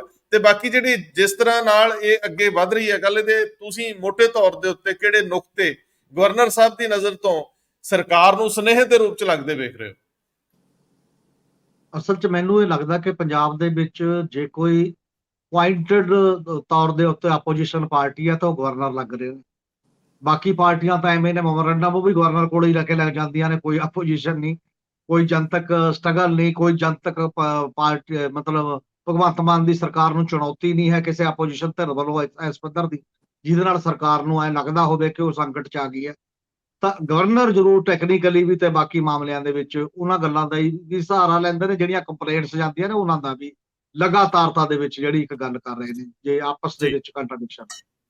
ਇਹਦੇ 'ਚ ਵੀ ਕੋਈ ਦੋ ਰਾਮਾ ਨਹੀਂ ਕਿ ਗਵਰਨਰ ਦੀ ਪੋਸਟ ਜਿਹੜੀ ਸੰਵਿਧਾਨਕ ਪੋਸਟ ਹੈ ਤੇ ਚੁਣੀ ਹੋਈ ਸਰਕਾਰ ਹੈ ਦੂਜੇ ਪਾਸੇ, ਇਹਨਾਂ ਦਾ ਬਾਹਰ ਰਹਿਣਾ ਹੀ ਰਹਿਣਾ ਕਿਸੇ ਨਾ ਕਿਸੇ ਰੂਪ ਦੇ ਵਿੱਚ, ਕੰਟੀਨਿਊ ਵਾਹ ਹੈ। ਕਿਉਂਕਿ ਜਦੋਂ ਵੀ ਕਦੇ ਸੈਸ਼ਨ ਆਊਗਾ ਹਰ ਸਾਲ ਉਦੋਂ ਵੀ ਵਾਹ ਹੈ, ਕੋਈ ਬਿੱਲ ਜਾਣਗੇ ਉਹਦਾ ਵੀ ਕੋਈ ਆਰਡੀਨੈਂਸ ਜਾਏਗਾ, ਕੋਈ ਹੋਰ ਅਪੁਆਇੰਟਮੈਂਟਸ ਹੋਣਗੀਆਂ, ਕੰਟੀਨਿਊ ਲਗਾਤਾਰ ਇੱਕ ਦੂਜੇ ਨਾਲ ਸੰਪਰਕ 'ਚ ਰਹਿਣਗੇ।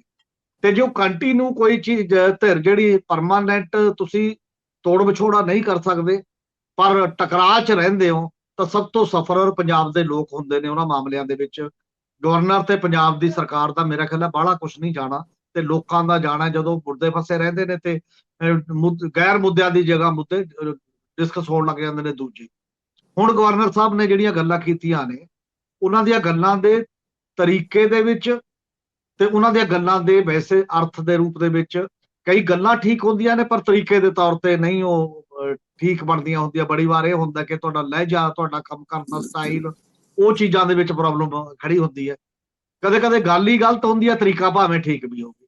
ਗਵਰਨਰ ਸਾਹਿਬ ਨੇ ਦੋ ਗੱਲਾਂ, ਆਹ ਗੱਲ ਤਾਂ ਬੜੀ ਪਹਿਲਾਂ ਕਹੀ ਸੀ ਵਿਧਾਨ ਸਭਾ ਦੇ ਵਿੱਚ ਕਿ ਕਿਉਂਕਿ ਵਿਧਾਨ ਸਭਾ ਦੇ ਅੰਦਰ ਖਾਸ ਤੌਰ ਤੇ ਪ੍ਰਿਵਿਲੇਜ ਹੈਗਾ, ਜਿਹੜੇ ਬੰਦੇ ਬੋਲਦੇ ਨੇ, ਜਿਵੇਂ ਚੀਫ ਮਿਨਿਸਟਰ ਨੇ ਮੈਨੂੰ ਬੋਲਿਆ ਸੀ, ਉਹੀ ਲਫ਼ਜ਼ ਬਾਹਰ ਬੋਲਦੇ, ਲਵ ਲੈਟਰ ਲਿਖਦਾ, ਵਿਹਲਾ ਹੈ, ਬਾਕੀ ਚੀਜ਼ਾਂ।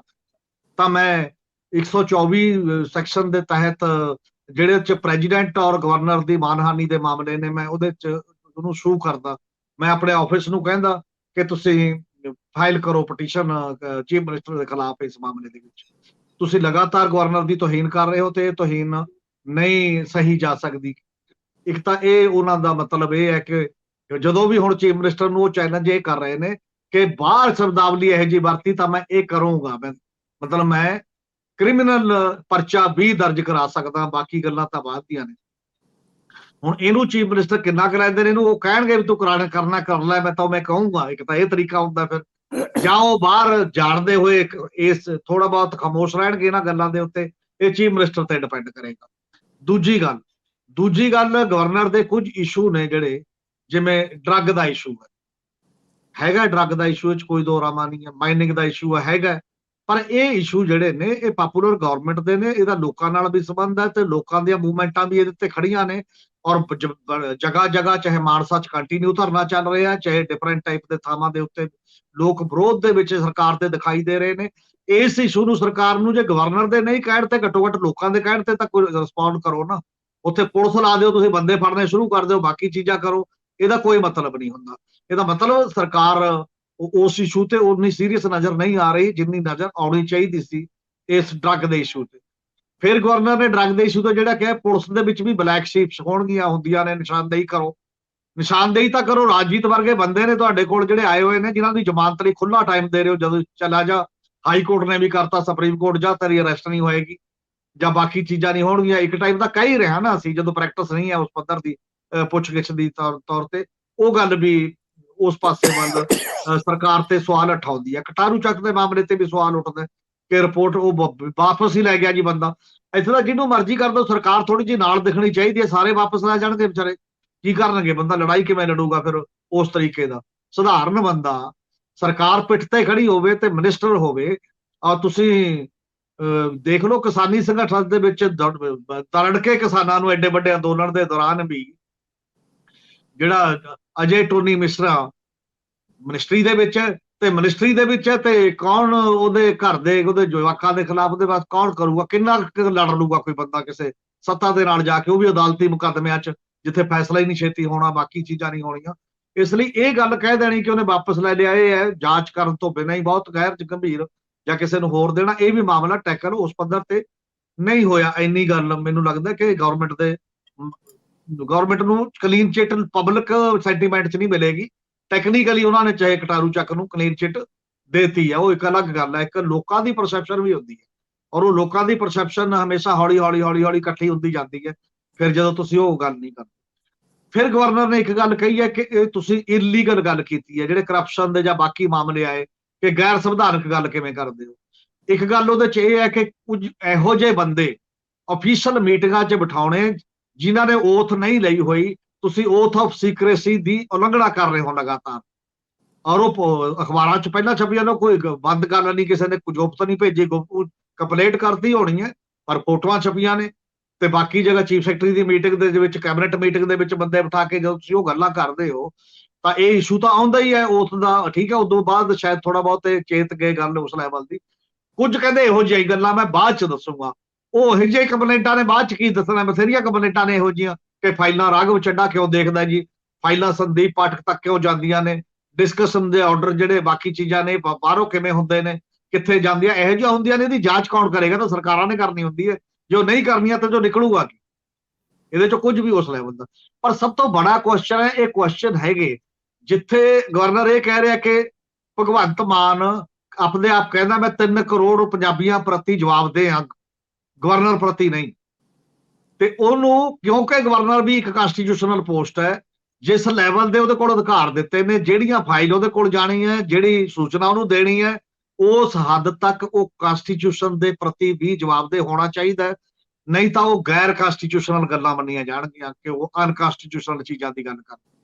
ਇਹ ਟੈਕਨੀਕਲੀ ਗੱਲ ਠੀਕ ਵੀ ਹੈ। ਉਹਨਾਂ ਤੂੰ 3 ਕਰੋੜ ਲੋਕਾਂ ਦੇ ਜਾਂ ਤੁਸੀਂ ਲੜਾਈ ਲੜੋ ਗਵਰਨਰ ਦੀ ਪੋਸਟ ਖਤਮ ਕਰਨ ਦੇ ਲਈ, ਜਾਂ ਤੁਸੀਂ ਕਨਸਟੀਟਿਊਸ਼ਨ ਤਬਦੀਲੀ ਲਈ ਲੜਾਈ ਲੜੋ, ਅਮੈਂਡਮੈਂਟ ਕਰਾ ਲਓ, ਉਹ ਅਲੱਗ ਗੱਲ ਹੈ। ਜਿੰਨਾ ਚਿਰ ਕੋਈ ਪੋਸਟ ਹੁੰਦੀ ਆ ਉਹਨਾਂ ਚਿਰ ਉਹਨੂੰ ਉਹ ਹੁੰਦਾ। ਪਰ ਨਾਲ ਦੀ ਨਾਲ ਕੀ ਗਵਰਨਰ ਇਸ ਤਰ੍ਹਾਂ ਬਿਹੇਵ ਕਰਦੇ ਨੇ ਜਿਵੇਂ ਗਵਰਨਰ ਕਰ ਰਹੇ ਨੇ ਇਸ ਮਾਮਲੇ ਦੇ ਵਿੱਚ? ਜੇ ਲੜਾਈ ਵੀ ਕੋਈ ਪੈਂਦੀ ਹੈ ਜਾਂ ਕੋਈ ਗੱਲ ਵੀ ਹੁੰਦੀ ਹੈ, ਗਵਰਨਰ ਲਗਾਤਾਰ ਇੰਟਰਨਲੀ ਬਿਹੇਵ ਕਰਦੇ ਨੇ। ਕੋਈ ਚਿੱਠੀ ਉਹ ਲੀਕ ਹੋਗੀ ਜਾਂ ਅਲੱਗ ਗੱਲ ਹੈ। ਐ ਜਨਤਕ ਤੌਰ ਤੇ ਪ੍ਰੈਸ ਕਾਨਫਰੰਸਾਂ ਕਰਨੀਆਂ, ਜਨਤਕ ਤੌਰ ਤੇ ਇੰਟਰਵਿਊਆਂ ਦੇਣੀਆਂ, ਜਨਤਕ ਤੌਰ ਤੇ ਥ੍ਰੈਟ ਕਰਨਾ, ਇਹ ਕਿਸੇ ਗਵਰਨਰ ਦੀ ਪੋਸਟ ਦੇ ਅਨੁਕੂਲ ਚੀਜ਼ ਨਹੀਂ ਹੈ। ਮੇਰਾ ਖਿਆਲ ਹੈ ਕਨਸਟੀਟਿਊਸ਼ਨਲ ਜਿਹੜੀ ਉਹ ਪੋਸਟ ਹੁੰਦੀ ਹੈ ਉਹਦੀ ਆਪਣੀਆਂ ਮਰਿਆਦਾਵਾਂ ਹੁੰਦੀਆਂ ਨੇ, ਆਪਣੇ ਢੰਗ ਤਰੀਕੇ ਨਾਲ ਚੱਲਣ ਦੀ ਇੱਕ ਗੱਲ ਹੁੰਦੀ ਹੈ। ਹਾਂ, ਗੁਪਤ ਤਰੀਕੇ ਨਾਲ ਜਿਹਨੂੰ ਮਰਜ਼ੀ ਰਿਪੋਰਟ ਭੇਜਦੇ ਹੁਣ, ਭੇਜਦੇ ਰਹਿਣਗੇ। ਲਗਾਤਾਰ ਉਹ ਹੋਮ ਮਿਨਿਸਟਰੀ ਦੇ ਟੱਚ ਤੇ ਇਸੇ ਇੰਟਰਵਿਊ 'ਚ ਇਹ ਕਹਿ ਰਹੇ ਨੇ ਕਿ ਮੈਂ ਡਰੋਨ ਦੇ ਮਾਮਲੇ 'ਚ ਵੀ ਗੱਲ ਕੀਤੀ ਹੈ ਹੋਮ ਮਿਨਿਸਟਰ ਦੇ ਨਾਲ, ਮੈਂ ਡਿਫੈਂਸ ਮਿਨਿਸਟਰ ਦੇ ਨਾਲ ਵੀ ਗੱਲ ਕੀਤੀ ਹੈ, ਮੈਂ ਪ੍ਰਾਈਮ ਮਿਨਿਸਟਰ ਦੇ ਨਾਲ ਵੀ ਗੱਲ ਕੀਤੀ ਹੈ, ਇਹਨਾਂ ਸਾਰੇ ਮੁੱਦਿਆਂ ਦੇ ਵਿੱਚ ਇਹ ਕਰੋ। ਇਹਦਾ ਮਤਲਬ ਗਵਰਨਰ ਦਾ ਲਗਾਤਾਰ ਰਾਬਤਾ ਹੈ ਗਵਰਨਮੈਂਟ ਆਫ ਇੰਡੀਆ ਨਾਲ। ਉਹ ਹੋ ਸਕਦਾ ਥਾਪੜਾ ਵੀ ਹੋਵੇ ਇੱਕ ਲੈਵਲ ਦਾ, ਇਹਦੀ ਵੀ ਕੋਈ ਦੋ ਰਾਵਾ ਨਹੀਂ ਹੈ, ਕਿਉਂਕਿ ਇਸ ਹੱਦ ਤੱਕ ਨਹੀਂ ਗਵਰਨਰ ਜਾਂਦੇ ਹੁੰਦੇ ਜੇਕਰ ਜਿਸ ਹੱਦ ਤੱਕ ਜਾਇਆ ਜਾ ਰਿਹਾ ਗਵਰਨਰ ਦੇ ਵੱਲੋਂ। ਲਗਾਤਾਰ ਜਿਹਨੂੰ ਆਪਾਂ ਕਹਿੰਦੇ ਆ ਪੰਜਾਬੀ 'ਚ ਸੂਹਣ ਖੜੀ ਰੱਖਣੀ, ਮਾਮਲੇ ਚਾਹੇ ਹੁੰਦੇ ਨੇ ਉਹ ਬਾਕੀ ਹੋ ਗਏ ਇੱਕ ਵਾਰੀ ਨਹੀਂ, ਕਿ ਹੁਣ ਲੋਕਾਂ ਦਾ ਕੰਮ ਹੈ, ਲੋਕਾਂ ਨੇ ਚੱਕਣਾ ਹੁੰਦਾ। ਜੇ ਲੋਕ ਨਹੀਂ ਚੱਕਦੇ ਤਾਂ ਲੋਕਾਂ ਦੀ ਆਪਦੀ ਕੁਆਲਿਟੀ, ਆਪਦੀ ਸਿਆਸਤ, ਆਪਦੀ ਇਸ ਗੱਲ ਤੇ ਦਾ ਸਵਾਲ ਹੈ। ਹੁਣ ਅਗਲੀ ਗੱਲ ਇਹ ਹੈ, ਅੱਜ ਵੀ ਇੱਕ ਬਹੁਤ ਵੱਡਾ ਔਰਤਾਂ ਦਾ ਇਕੱਠ ਸੀ, ਹਜ਼ਾਰਾਂ ਔਰਤਾਂ ਦਾ। ਗਵਰਨਰ ਨੂੰ ਮੈਮੋਰੰਡਮ ਦੇ ਕੇ ਗਏ ਨੇ ਹਰਿਆਣੇ ਦੇ ਮਾਮਲੇ 'ਚ ਤੇ ਮਨੀਪੁਰ ਦੇ ਮਾਮਲੇ ਦੇ ਵਿੱਚ, ਜੋ ਔਰਤਾਂ ਦੇ ਖਿਲਾਫ ਇਹ ਸਾਰਾ ਕੁਝ ਹੋਇਆ। ਇਦੋਂ ਪਹਿਲਾਂ ਵੀ ਇੱਕ ਇਕੱਠ ਹੋ ਕੇ ਗਵਰਨਰ ਕੋਲ ਚਲਾ ਗਿਆ ਸੀ, ਜਦੋਂ ਪਹਿਲਵਾਨ ਕੁੜੀਆਂ ਸੀ। ਵੱਡੀ ਗਿਣਤੀ 'ਚ ਔਰਤਾਂ ਦਾ ਇਕੱਠ ਪੰਜਾਬ 'ਚੋਂ ਆਇਆ ਸੀ BK ਜੋਗਰਾਹਾਂ ਦਾ। ਉਦੋਂ ਵੀ ਇਹ ਦੇ ਕੇ ਗਏ ਸੀ ਇਸ ਮਾਮਲੇ ਦੇ ਵਿੱਚ। ਗਵਰਨਰ ਨੇ ਕਹਿੰਦੇ ਚਿੱਠੀ ਲਿਖੀ ਹੈ ਕਿ ਮੇਰੇ ਕੋਲ ਇੱਕ ਮੈਮੋਰੰਡਮ ਆਇਆ ਜੀ ਔਰਤਾਂ ਦੇ ਇਹਨਾਂ ਮਾਮਲਿਆਂ ਦੇ ਵਿੱਚ, ਤੇ ਮੈਂ ਇਹਨੂੰ ਅੱਗੇ ਗਵਰਨਮੈਂਟ ਆਫ ਇੰਡੀਆ ਨੂੰ ਵੀ ਭੇਜਦਾ। ਕਦੇ ਦੱਸਿਆ? ਸਾਨੂੰ ਤਾਂ ਦੱਸਿਆ ਨਹੀਂ। ਘੱਟੋ ਘੱਟ ਉਹ ਜਨਤਕ ਤੌਰ ਤੇ ਇਹ ਵੀ ਦੱਸ ਦਿਆ ਕਰਨ ਮੇਰੇ ਕੋਲ ਆ ਮੈਮੋਰੰਡਮ ਆਏ ਨੇ, ਮੈਂ ਸੂਬਾ ਸਰਕਾਰ ਕਿ ਮੋਦੀ ਸਰਕਾਰ ਨੂੰ ਵੀ ਭੇਜਿਆ ਕਿ ਤੁਸੀਂ ਖਾਮੋਸ਼ ਕਿਉਂ ਹੋ? ਔਰਤਾਂ ਦੀ ਬੇਇੱਜ਼ਤੀ ਦਾ ਕੁਐਸਚਨ ਹੈ, ਬਾਕੀ ਹੈ, ਤੁਸੀਂ ਉਹਦੇ ਨਾਲ ਪੰਗਾ ਨਹੀਂ ਲੈ ਸਕਦੇ ਸੈਂਟਰ ਸਰਕਾਰ ਨਾਲ, ਕਿਉਂਕਿ ਉਹਦੇ ਅਪੁਆਇੰਟੀ ਹੋ। ਪਰ ਇਨਫੋਰਮੇਸ਼ਨ ਤਾਂ ਕਿਤੇ ਸ਼ੇਅਰ ਹੋ ਹੀ ਸਕਦੀ ਹੈ ਵੀ ਹਾਂ ਜੀ ਅਸੀਂ ਭੇਜਤੀ ਹੈ ਜੀ। ਜਿਵੇਂ ਡਿਪਟੀ ਕਮਿਸ਼ਨਰ ਨੂੰ ਮੰਗ ਪੱਤਰ ਲੋਕ ਦਿੰਦੇ ਨੇ, ਡਿਪਟੀ ਕਮਿਸ਼ਨਰ ਸਰਕਾਰਾਂ ਦੇ ਨੁਮਾਇੰਦੇ ਨੇ, ਪਰ ਡਿਪਟੀ ਕਮਿਸ਼ਨਰ ਇਹ ਤਾਂ ਕਹਿੰਦਾ ਲੋਕਾਂ ਨੂੰ ਭਾਈ ਮੈਂ ਤੁਹਾਡਾ ਮੈਮੋਰੰਡਮ ਜਿਹੜਾ ਮੈਂ ਅੱਗੇ ਭੇਜਤਾ ਜਾਂ ਭੇਜ ਰਿਹਾ। ਇੰਨਾ ਕੰਮ ਤਾਂ ਉਹ ਕਰਦਾ ਹੀ ਹੈ, ਜੇ ਬਾਕੀ ਨਹੀਂ ਕੰਮ ਕਰਦਾ। ਤਾਂ ਇਸ ਲਈ ਦੂਜੇ ਮੁੱਦਿਆਂ ਤੇ ਖਾਮੋਸ਼ੀ, ਤੇ ਇਹਨਾਂ ਮੁੱਦਿਆਂ ਨੂੰ ਇਸ ਪੱਧਰ ਦੇ ਉੱਤੇ ਇੱਕ ਪਰਸਨਲ ਈਗੋ ਦਾ ਸਵਾਲ ਮੇਰੇ ਖਿਆਲ ਹੈ ਚੀਫ ਮਿਨਿਸਟਰ ਤੇ ਗਵਰਨਰ ਦੇ ਵਿੱਚ ਬਣ ਗਿਆ। ਦੋਨਾਂ ਧਿਰਾਂ ਵੱਲੋਂ ਅਜੇ ਤੱਕ ਕੋਈ ਸੋਬਰ ਤਰੀਕੇ ਦੇ ਨਾਲ ਡਾਇਲੌਗ ਸ਼ੁਰੂ ਕਰਨ ਦੀ ਜਿਹੜੀ ਡੈਡਲੌਕ ਪੈਦਾ ਹੋਇਆ ਹੈ, ਔਰ ਲੋਕ ਦੋ ਦੇਸ਼ਾਂ ਦੇ ਡੈਡਲੌਕ ਦੇ ਵਿੱਚ ਵੀ ਕੋਸ਼ਿਸ਼ ਕਰਦੇ ਨੇ ਕਿ ਟੁੱਟ ਜੇ, ਗੱਲਬਾਤ ਸਟਾਰਟ ਹੋ ਜੇ। ਤੇ ਇਸ ਡੈਡਲੌਕ ਨੂੰ ਤੋੜਨ ਦੇ ਵਾਸਤੇ ਕਿਤੇ ਕੋਈ ਐਫਰਟ ਸੁਣਾਈ ਨਹੀਂ ਦਿੰਦਾ, ਦਿਖਾਈ ਨਹੀਂ ਦਿੰਦਾ। ਨਾ ਪਾਪੂਲਰ ਗਵਰਨਮੈਂਟ ਵਾਲੇ ਪਾਸਿਓ, ਚੀਫ ਸੈਕਟਰੀ ਦੇ ਪਾਸਿਓ ਜਾਂ ਬਾਕੀ ਦੇ ਪਾਸਿਓ, ਜਾਂ principal secretary to chief minister ਜਾਂ ਹੋਰ ਬਿਊਰੋਕ੍ਰੇਸੀ ਦੇ ਪਾਸਿਓ, ਤੇ ਨਾ ਗਵਰਨਰ ਦੀ ਸਾਈਡ ਤੋਂ ਕੋਈ ਇਧਰੋਂ ਉਧਰੋਂ ਕੋਈ ਪੋਲੀਟੀਕਲ ਹੋਰ ਸੈਟਅਪ ਦੇ ਵਿੱਚ ਕਿਸੇ ਤਰੀਕੇ ਦੇ ਨਾਲ। ਇਹ ਖਤਰਨਾਕ ਹੈ ਅਸਲ ਦੇ ਵਿੱਚ ਸਭ ਤੋਂ ਜ਼ਿਆਦਾ, ਕਿ ਕੋਈ ਡੈਡਲੌਕ ਹੀ ਚੱਲੂਗਾ, ਸਾਲ ਤੋਂ ਚੱਲ ਰਿਹਾ ਤੇ ਅੱਗੇ 2 ਸਾਲ ਹੋਰ ਚੱਲਦਾ ਰਹੂਗਾ। ਤੁਹਾਡੀਆਂ ਚੀਜ਼ਾਂ ਪੈਂਡਿੰਗ ਰਹਿਣਗੀਆਂ, ਲੰਮਕ ਜਾਣਗੀਆਂ ਬਾਕੀ ਚੀਜ਼ਾਂ ਨੇ। ਹੁਣ ਨਵਾਂ ਗਵਰਨਰ ਨੇ ਇੱਕ ਮਾਮਲਾ ਕੀ ਕਰਤਾ, ਚੀਫ ਮਿਨਿਸਟਰ ਨੇ ਭੇਜਿਆ 1 ਸਾਲ ਦੀ ਐਕਸਟੈਂਸ਼ਨ 2 ਵਾਈਸ ਚਾਂਸਲਰਾਂ ਦੀ, ਉਹਨੇ ਚੱਕ ਕੇ 6 ਮਹੀਨੇ ਕਰਤੀ। ਗਵਰਨਰ ਨੂੰ ਇਹ ਰਾਈਟ ਕਿਹਨੇ ਦਿੱਤਾ 6 ਮਹੀਨੇ ਕਰਨ ਦਾ? ਵੈਸੇ ਤਾਂ ਜੇ ਗੱਲ ਕੀਤੀ ਜਾਏ, ਔਰ ਇਹ ਕਿਹੜੇ ਕਾਨੂੰਨ ਦੇ ਦਾਇਰੇ ਦੇ ਵਿੱਚ ਆਉਂਦਾ? ਗਵਰਨਰ ਸਾਹਿਬ ਨੂੰ ਦੱਸਣਾ ਚਾਹੀਦਾ ਮੇਰੀ ਕਿਹੜੀ ਪਾਵਰ ਦੇ ਦਾਇਰੇ ਦੇ ਵਿੱਚ ਆਉਂਦਾ। ਜੇਕਰ ਕੋਈ ਚੀਫ ਮਿਨਿਸਟਰ ਇਸ ਢੰਗ ਨਾਲ ਕਰਦਾ ਜਾਂ ਉਹਨੂੰ ਭੇਜਦਾ ਰਿਕਮੈਂਡੇਸ਼ਨ, ਹਾਂ ਜਦੋਂ ਰਿਕਮੈਂਡੇਸ਼ਨ ਭੇਜਦਾ ਸੀ ਉਹਨਾਂ ਚੋਂ ਇੱਕ ਬੰਦਾ ਲਾਉਣਾ ਠੀਕ ਗੱਲ ਹੈ, ਤੁਹਾਡੀ ਮਾੜੀ ਮੋਟੀ ਚੁਆਇਸ ਹੋ ਸਕਦੀ ਹੈ ਕਿ ਇਹਦੀ ਬਜਾਏ ਆਹ ਕਰ ਲੈਂਦੇ, ਆਹ ਕਰ ਲੈਂਦੇ। ਪਰ ਟੈਨਿਓਰ ਘਟਾ ਦੇਣਾ ਇਹ ਕਿਹਦੇ ਵਿੱਚ ਆਉਂਦਾ? ਇਹ ਕਿਹੜੇ ਲਾਅ ਦੇ ਤਹਿਤ? ਗਵਰਨਰ ਸਾਹਿਬ ਤਾਂ ਸੰਵਿਧਾਨ ਬਹੁਤ ਕੋਟ ਕਰਦੇ ਨੇ, ਪਰ ਇਹਦੇ ਵਿੱਚ ਸੰਵਿਧਾਨ ਤੇ ਲਾਅ ਕੋਟ ਨਹੀਂ ਕੀਤਾ ਹਜੇ ਤੱਕ, ਕਿਹੜੇ ਤਹਿਤ ਆਪਾਂ ਨੇ ਇਹ ਕੰਮ ਕਰਨਾ। ਹਾਂ, ਉਹਨਾਂ ਨੇ ਇਹ ਜ਼ਰੂਰ ਕਿਹਾ ਮੈਂ ਗਵਰਨਮੈਂਟ ਦੀ ਰਿਪੋਰਟ ਪ੍ਰੈਜ਼ੀਡੈਂਟ ਨੂੰ ਭੇਜ ਰਿਹਾ ਜਲਦੀ, ਇਕੱਠੀ ਕਰਕੇ ਭੇਜ ਦੇਣਗੇ, ਕੁਝ ਨਹੀਂ ਹੋਏਗਾ। ਪਾਪੂਲਰ ਗਵਰਨਮੈਂਟ ਹੈ, ਅਜੇ ਤੱਕ ਗਵਰਨਮੈਂਟ ਨੂੰ ਕੋਈ ਚੈਲੰਜ ਨਹੀਂ, ਅਜੇ ਤੱਕ ਲਾ ਐਂਡ ਆਰਡਰ ਦੀ ਉਸ ਲੈਵਲ ਦੀ ਚੈਲੰਜ ਨਹੀਂ। ਜਿਹੜਾ ਚੈਲੰਜ ਲਾ ਐਂਡ ਆਰਡਰ ਦਾ ਹਰਿਆਣੇ 'ਚ ਹੈ, ਜਿਹੜਾ ਮਨੀਪੁਰ 'ਚ ਹੈ, ਜਿਹੜਾ ਡਿਫਰੈਂਟ ਸਟੇਟਾਂ ਦੇ ਵਿੱਚ ਹੈ, ਅਜੇ ਉੱਡਾ ਕੋਈ ਨਹੀਂ ਹੈ ਇਸ ਪੱਧਰ ਦੇ ਉੱਤੇ ਜਿੱਡੀ ਗੱਲ ਹੈ। ਤੁਸੀਂ ਕੀ ਬਣਾ ਕੇ ਤੋੜੋਗੇ ਸਰਕਾਰ, ਕੀ ਕਰਕੇ ਕਰੋਗੇ? 92 ਬੰਦੇ ਨੇ, 92 ਚੋਂ 2/3 ਤੋੜਨਾ ਵੀ ਬਹੁਤ ਔਖਾ ਕੰਮ ਹੈ, ਐਡੀ ਵੀ ਕੋਈ ਗੱਲ ਨਹੀਂ ਹੈ ਵੀ ਇੱਕਦਮ ਤੁਸੀਂ ਤੋੜ ਕੇ ਇਹ ਗੱਲ ਕਰ ਦੋਗੇ। ਇਸ ਲਈ ਗਵਰਨਰ ਸਾਹਿਬ ਰਾਸ਼ਟਰਪਤੀ ਰਾਜ ਲਵਾ ਦੇਣਗੇ, ਇਹ ਸਿਸਟਮ ਹਜੇ ਲੱਗ ਨਹੀਂ ਰਿਹਾ ਪੰਜਾਬ ਦੇ ਉਹਦੇ ਚ। ਇਹ ਟਸਲ ਹੀ ਚੱਲੀ ਜਾਊਗੀ, ਉਹ ਟਸਲ ਕਿੰਨਾ ਕੁ ਖਮਿਆਜਾ ਪੰਜਾਬ ਦੇ ਲੋਕਾਂ ਨੂੰ ਭੁਗਤਣਾ ਪਊਗਾ। ਬਲਕਿ ਗਵਰਨਰ ਸਾਹਿਬ ਪੰਜਾਬ ਦੇ ਕਦੇ ਦਿੱਲੀ ਵੀ ਜੇ ਉਹਨਾਂ ਦੀ ਪੁੱਗਤ ਹੈ, ਹੋਮ ਮਿਨਿਸਟਰੀ ਕੋਲੇ ਹੈ, ਪ੍ਰਧਾਨ ਮੰਤਰੀ ਕੋਲੇ ਹੈ, ਉਹਨਾਂ ਨੂੰ ਕਹਿਣਾ ਚਾਹੀਦਾ ਪੰਜਾਬ ਦਾ GST ਦਾ ਪੈਸਾ ਵਾਪਸ ਕਰ ਦਿਓ, ਔਰ ਚੀਫ ਮਿਨਿਸਟਰ ਨਾਲੋਂ ਜ਼ਿਆਦਾ ਨੰਬਰ ਬਣਾ ਸਕਦੇ ਨੇ ਗਵਰਨਰ ਸਾਹਿਬ ਜੇ ਇਹ ਕਹਿੰਦੇ ਨਾ ਕਿ ਚੀਫ ਮਿਨਿਸਟਰ ਤਾਂ ਕਹਿ ਰਿਹਾ ਪੰਜਾਬ ਦਾ ਬਾਰ-ਬਾਰ ਮੈਂ ਮੰਗਤਾ ਬਣ ਕੇ ਨਹੀਂ ਜਾਣਾ, ਮੈਂ ਪੰਜਾਬ ਦੇ ਲੋਕਾਂ ਦੇ ਲਈ ਮੰਗਤਾ ਬਣ ਕੇ ਜਾਣ ਲਈ ਤਿਆਰ ਹਾਂ। ਗਵਰਨਰ ਸਾਹਿਬ ਜਾਂਦੇ ਪ੍ਰਾਈਮ ਮਿਨਿਸਟਰ ਕੋਲ ਕਿ ਉਹ ਜਿਹੜਾ ਜੀ ਤੁਸੀਂ ਫੰਡ ਰੋਕੇ ਹੋਏ ਨੇ, ਚਾਹੇ ਨੈਸ਼ਨਲ ਹੈਲਥ ਮਿਸ਼ਨ ਦਾ ਰੋਕਿਆ ਹੋਇਆ, ਚਾਹੇ ਤੁਸੀਂ ਰੋਕਿਆ ਹੋਇਆ ਜਿਹੜਾ ਰੂਰਲ ਡਿਵੈਲਪਮੈਂਟ ਫੰਡ, ਚਾਹੇ GST ਦੇ ਪੁਰਾਣਾ ਬਕਾਇਆ ਖੜਾ ਹੈ, ਇਹ ਤੁਰੰਤ ਦਿਓ। ਮੇਰੇ ਤਾਂ ਲੋਕਾਂ ਦਾ ਸਵਾਲ ਹੈ, ਪੰਜਾਬ ਦੀ ਡਿਵੈਲਪਮੈਂਟ ਦਾ ਸਵਾਲ ਹੈ, ਮੈਂ ਕਨਸਟੀਟਿਊਸ਼ਨਲ ਅਲਾਇੰਡਾ, ਮੇਰੀ ਜ਼ਿੰਮੇਵਾਰੀ ਬਣਦੀ ਹੈ। ਤੇ ਲੋਕ ਗਵਰਨਰ ਸਾਹਿਬ ਦੀ ਪ੍ਰੇਜ ਕਰਨ ਲੱਗ ਜਾਂਦੇ ਚੀਫ ਮਿਨਿਸਟਰ ਸਾਹਿਬ ਦੇ ਮੁਕਾਬਲੇ, ਜਿਹੜੇ ਕਹਿੰਦੇ ਨੇ ਵੀ ਮੈਂ ਤਾਂ ਮੰਗਤਾ ਹੀ ਨਹੀਂ, ਮੈਂ ਤਾਂ ਫਲਾਨਾ ਨਹੀਂ। ਹੁਣ ਦੋਨੋਂ ਅੜ ਕੇ ਖੜ ਜਾਣਗੇ ਤਾਂ ਲੌਸ ਤਾਂ ਪੰਜਾਬ ਦਾ ਇੱਕ ਵੀ ਕ੍ਰੀਏਟਿਵ ਕੰਮ ਨਹੀਂ ਕਰਦਾ, ਇੱਕ ਵੀ ਬੰਦਾ ਇਹ ਨਹੀਂ ਕਹਿੰਦਾ ਮੈਂ ਮੂਹਰੇ ਹੋ ਕੇ ਪੰਜਾਬ ਦੇ ਲੋਕਾਂ ਲਈ ਜਾ ਰਿਹਾ, ਮੈਨੂੰ ਮੰਗਤਾ ਬਣਨਾ ਪਵੇ ਤਾਂ ਵੀ ਕੋਈ ਗੱਲ ਨਹੀਂ। ਮਤਲਬ ਵੈਸੇ ਤਾਂ ਮੰਗਤਾ ਬਣਨ ਦੀ ਲੋੜ ਨਹੀਂ, ਰਾਈਟ ਦਾ ਸਵਾਲ ਹੈ, ਹੱਕ ਦਾ ਸਵਾਲ ਹੈ। ਪਰ ਜੇ ਇਨ ਕੇਸ ਕਈ ਵਾਰ ਲੋਕ ਹੁੰਦੇ ਨੇ, ਜਿਹੜੇ ਲੀਡਰ ਲੋਕ ਹੁੰਦੇ ਨੇ, ਉਹ ਕਹਿੰਦੇ ਨੇ ਵੀ ਪੰਜਾਬ ਲਈ ਮੈਨੂੰ ਕੁਝ ਵੀ ਕਰਨਾ ਪਏਗਾ, ਲੋਕਾਂ ਲਈ ਮੈਂ ਕਰ ਦਊਂਗਾ, ਮੇਰੀ ਇੱਜ਼ਤ, ਮੇਰੀ ਈਗੋ, ਮੇਰੀ ਹਉਮੈ ਉਦੋਂ ਵੱਡੀ ਨਹੀਂ ਹੈ। ਪਰ ਸਾਡੇ ਤਾਂ ਹਉਮੈ ਦੋਨਾਂ ਦੀ ਬਹੁਤ ਵੱਡੀ ਹੈ, ਦੋਨੇ ਕਨਸਟੀਟਿਊਸ਼ਨਲ ਅਥਾਰਟੀਜ਼ ਦੀ। ਇਹ ਖਤਰਨਾਕ ਟ੍ਰੈਂਡ ਹੈ। ਸਰਦਾਰ ਜਗਤਾਰ ਸਿੰਘ ਜੀ, ਛੋਟੀ ਜੀ ਟਿੱਪਣੀ ਮੈਂ ਇਸ ਮਾਮਲੇ 'ਚ ਤੁਹਾਡੀ ਚਾਹੂੰਗਾ। ਇੰਜ ਲੱਗਦਾ ਜਿਵੇਂ ਖੁੰਦਕ 'ਚ ਨੇ ਗਵਰਨਰ ਪੰਜਾਬ, ਵੈਸੇ ਤਾਂ ਮਾਣਯੋਗ ਨੇ ਕਿਉਂਕਿ ਸੰਵਿਧਾਨਕ ਪੋਸਟ ਹੈ, ਪਰ ਜਿਸ ਤਰ੍ਹਾਂ 2 VCs ਦੀ ਟਨਿਓਰ ਦਾ ਮਾਮਲਾ ਸੀਗਾ ਔਰ 6 ਮਹੀਨੇ ਦਾ ਕੱਟ ਲਾਤਾ ਵੀ ਗਵਰਨਮੈਂਟ ਨੇ ਸਾਲ। ਵੈਸੇ ਤਾਂ ਪਹਿਲੀ ਗੱਲ ਹੈ ਕਿ ਜਦੋਂ ਗੁਰੂ ਨਾਨਕ ਦੇਵ ਯੂਨੀਵਰਸਿਟੀ ਦੇ ਵਾਈਸ ਚਾਂਸਲਰ ਦਾ ਸਿੱਖਿਆ ਮੰਤਰੀ 3 ਸਾਲ ਦੀ ਐਕਸਟੈਂਸ਼ਨ ਲਈ ਭੇਜ ਰਿਹਾ, ਮੁੱਖ ਮੰਤਰੀ ਨੇ ਉਹਨੂੰ 1 ਸਾਲ ਕਰਤਾ, ਤਾਂ ਮੈਨੂੰ ਲੱਗਦਾ ਗਵਰਨਰ ਨੇ ਉਹਨੂੰ 1 ਸਾਲ ਦੀ ਬਜਾਏ ਅੱਧਾ ਸਾਲ ਕਰਤਾ। ਇੱਕ ਖੁੰਦਕ ਵੀ ਹੁੰਦੀ। ਦੂਜੇ ਬੰਨੇ ਜੇ ਇਸ ਤਰ੍ਹਾਂ ਦੀ ਖਿੱਚ ਦੇ ਵਿੱਚੋਂ ਗਵਰਨਰ ਚਿੱਠੀ ਲਿਖਦੇ ਆ ਰਾਸ਼ਟਰਪਤੀ ਨੂੰ ਵੱਖ-ਵੱਖ ਮਾਮਲਿਆਂ 'ਚ, ਕਿਉਂਕਿ ਲਗਾਤਾਰ ਮੁੱਖ ਮੰਤਰੀ ਨੂੰ ਨੌਕ ਕਰਕੇ ਮੀਡੀਆ 'ਚ ਆ ਕੇ, ਉਸ ਤੋਂ ਬਾਅਦ ਹੁਣ ਆਖਰੀ ਉਹਨਾਂ ਕੋਲ ਇਹੀ ਰਹਿੰਦਾ ਕਿ ਉਹ ਜੇ ਚਲੇ ਜਾਂਦੇ ਨੇ ਰਾਸ਼ਟਰਪਤੀ ਕੋਲੇ।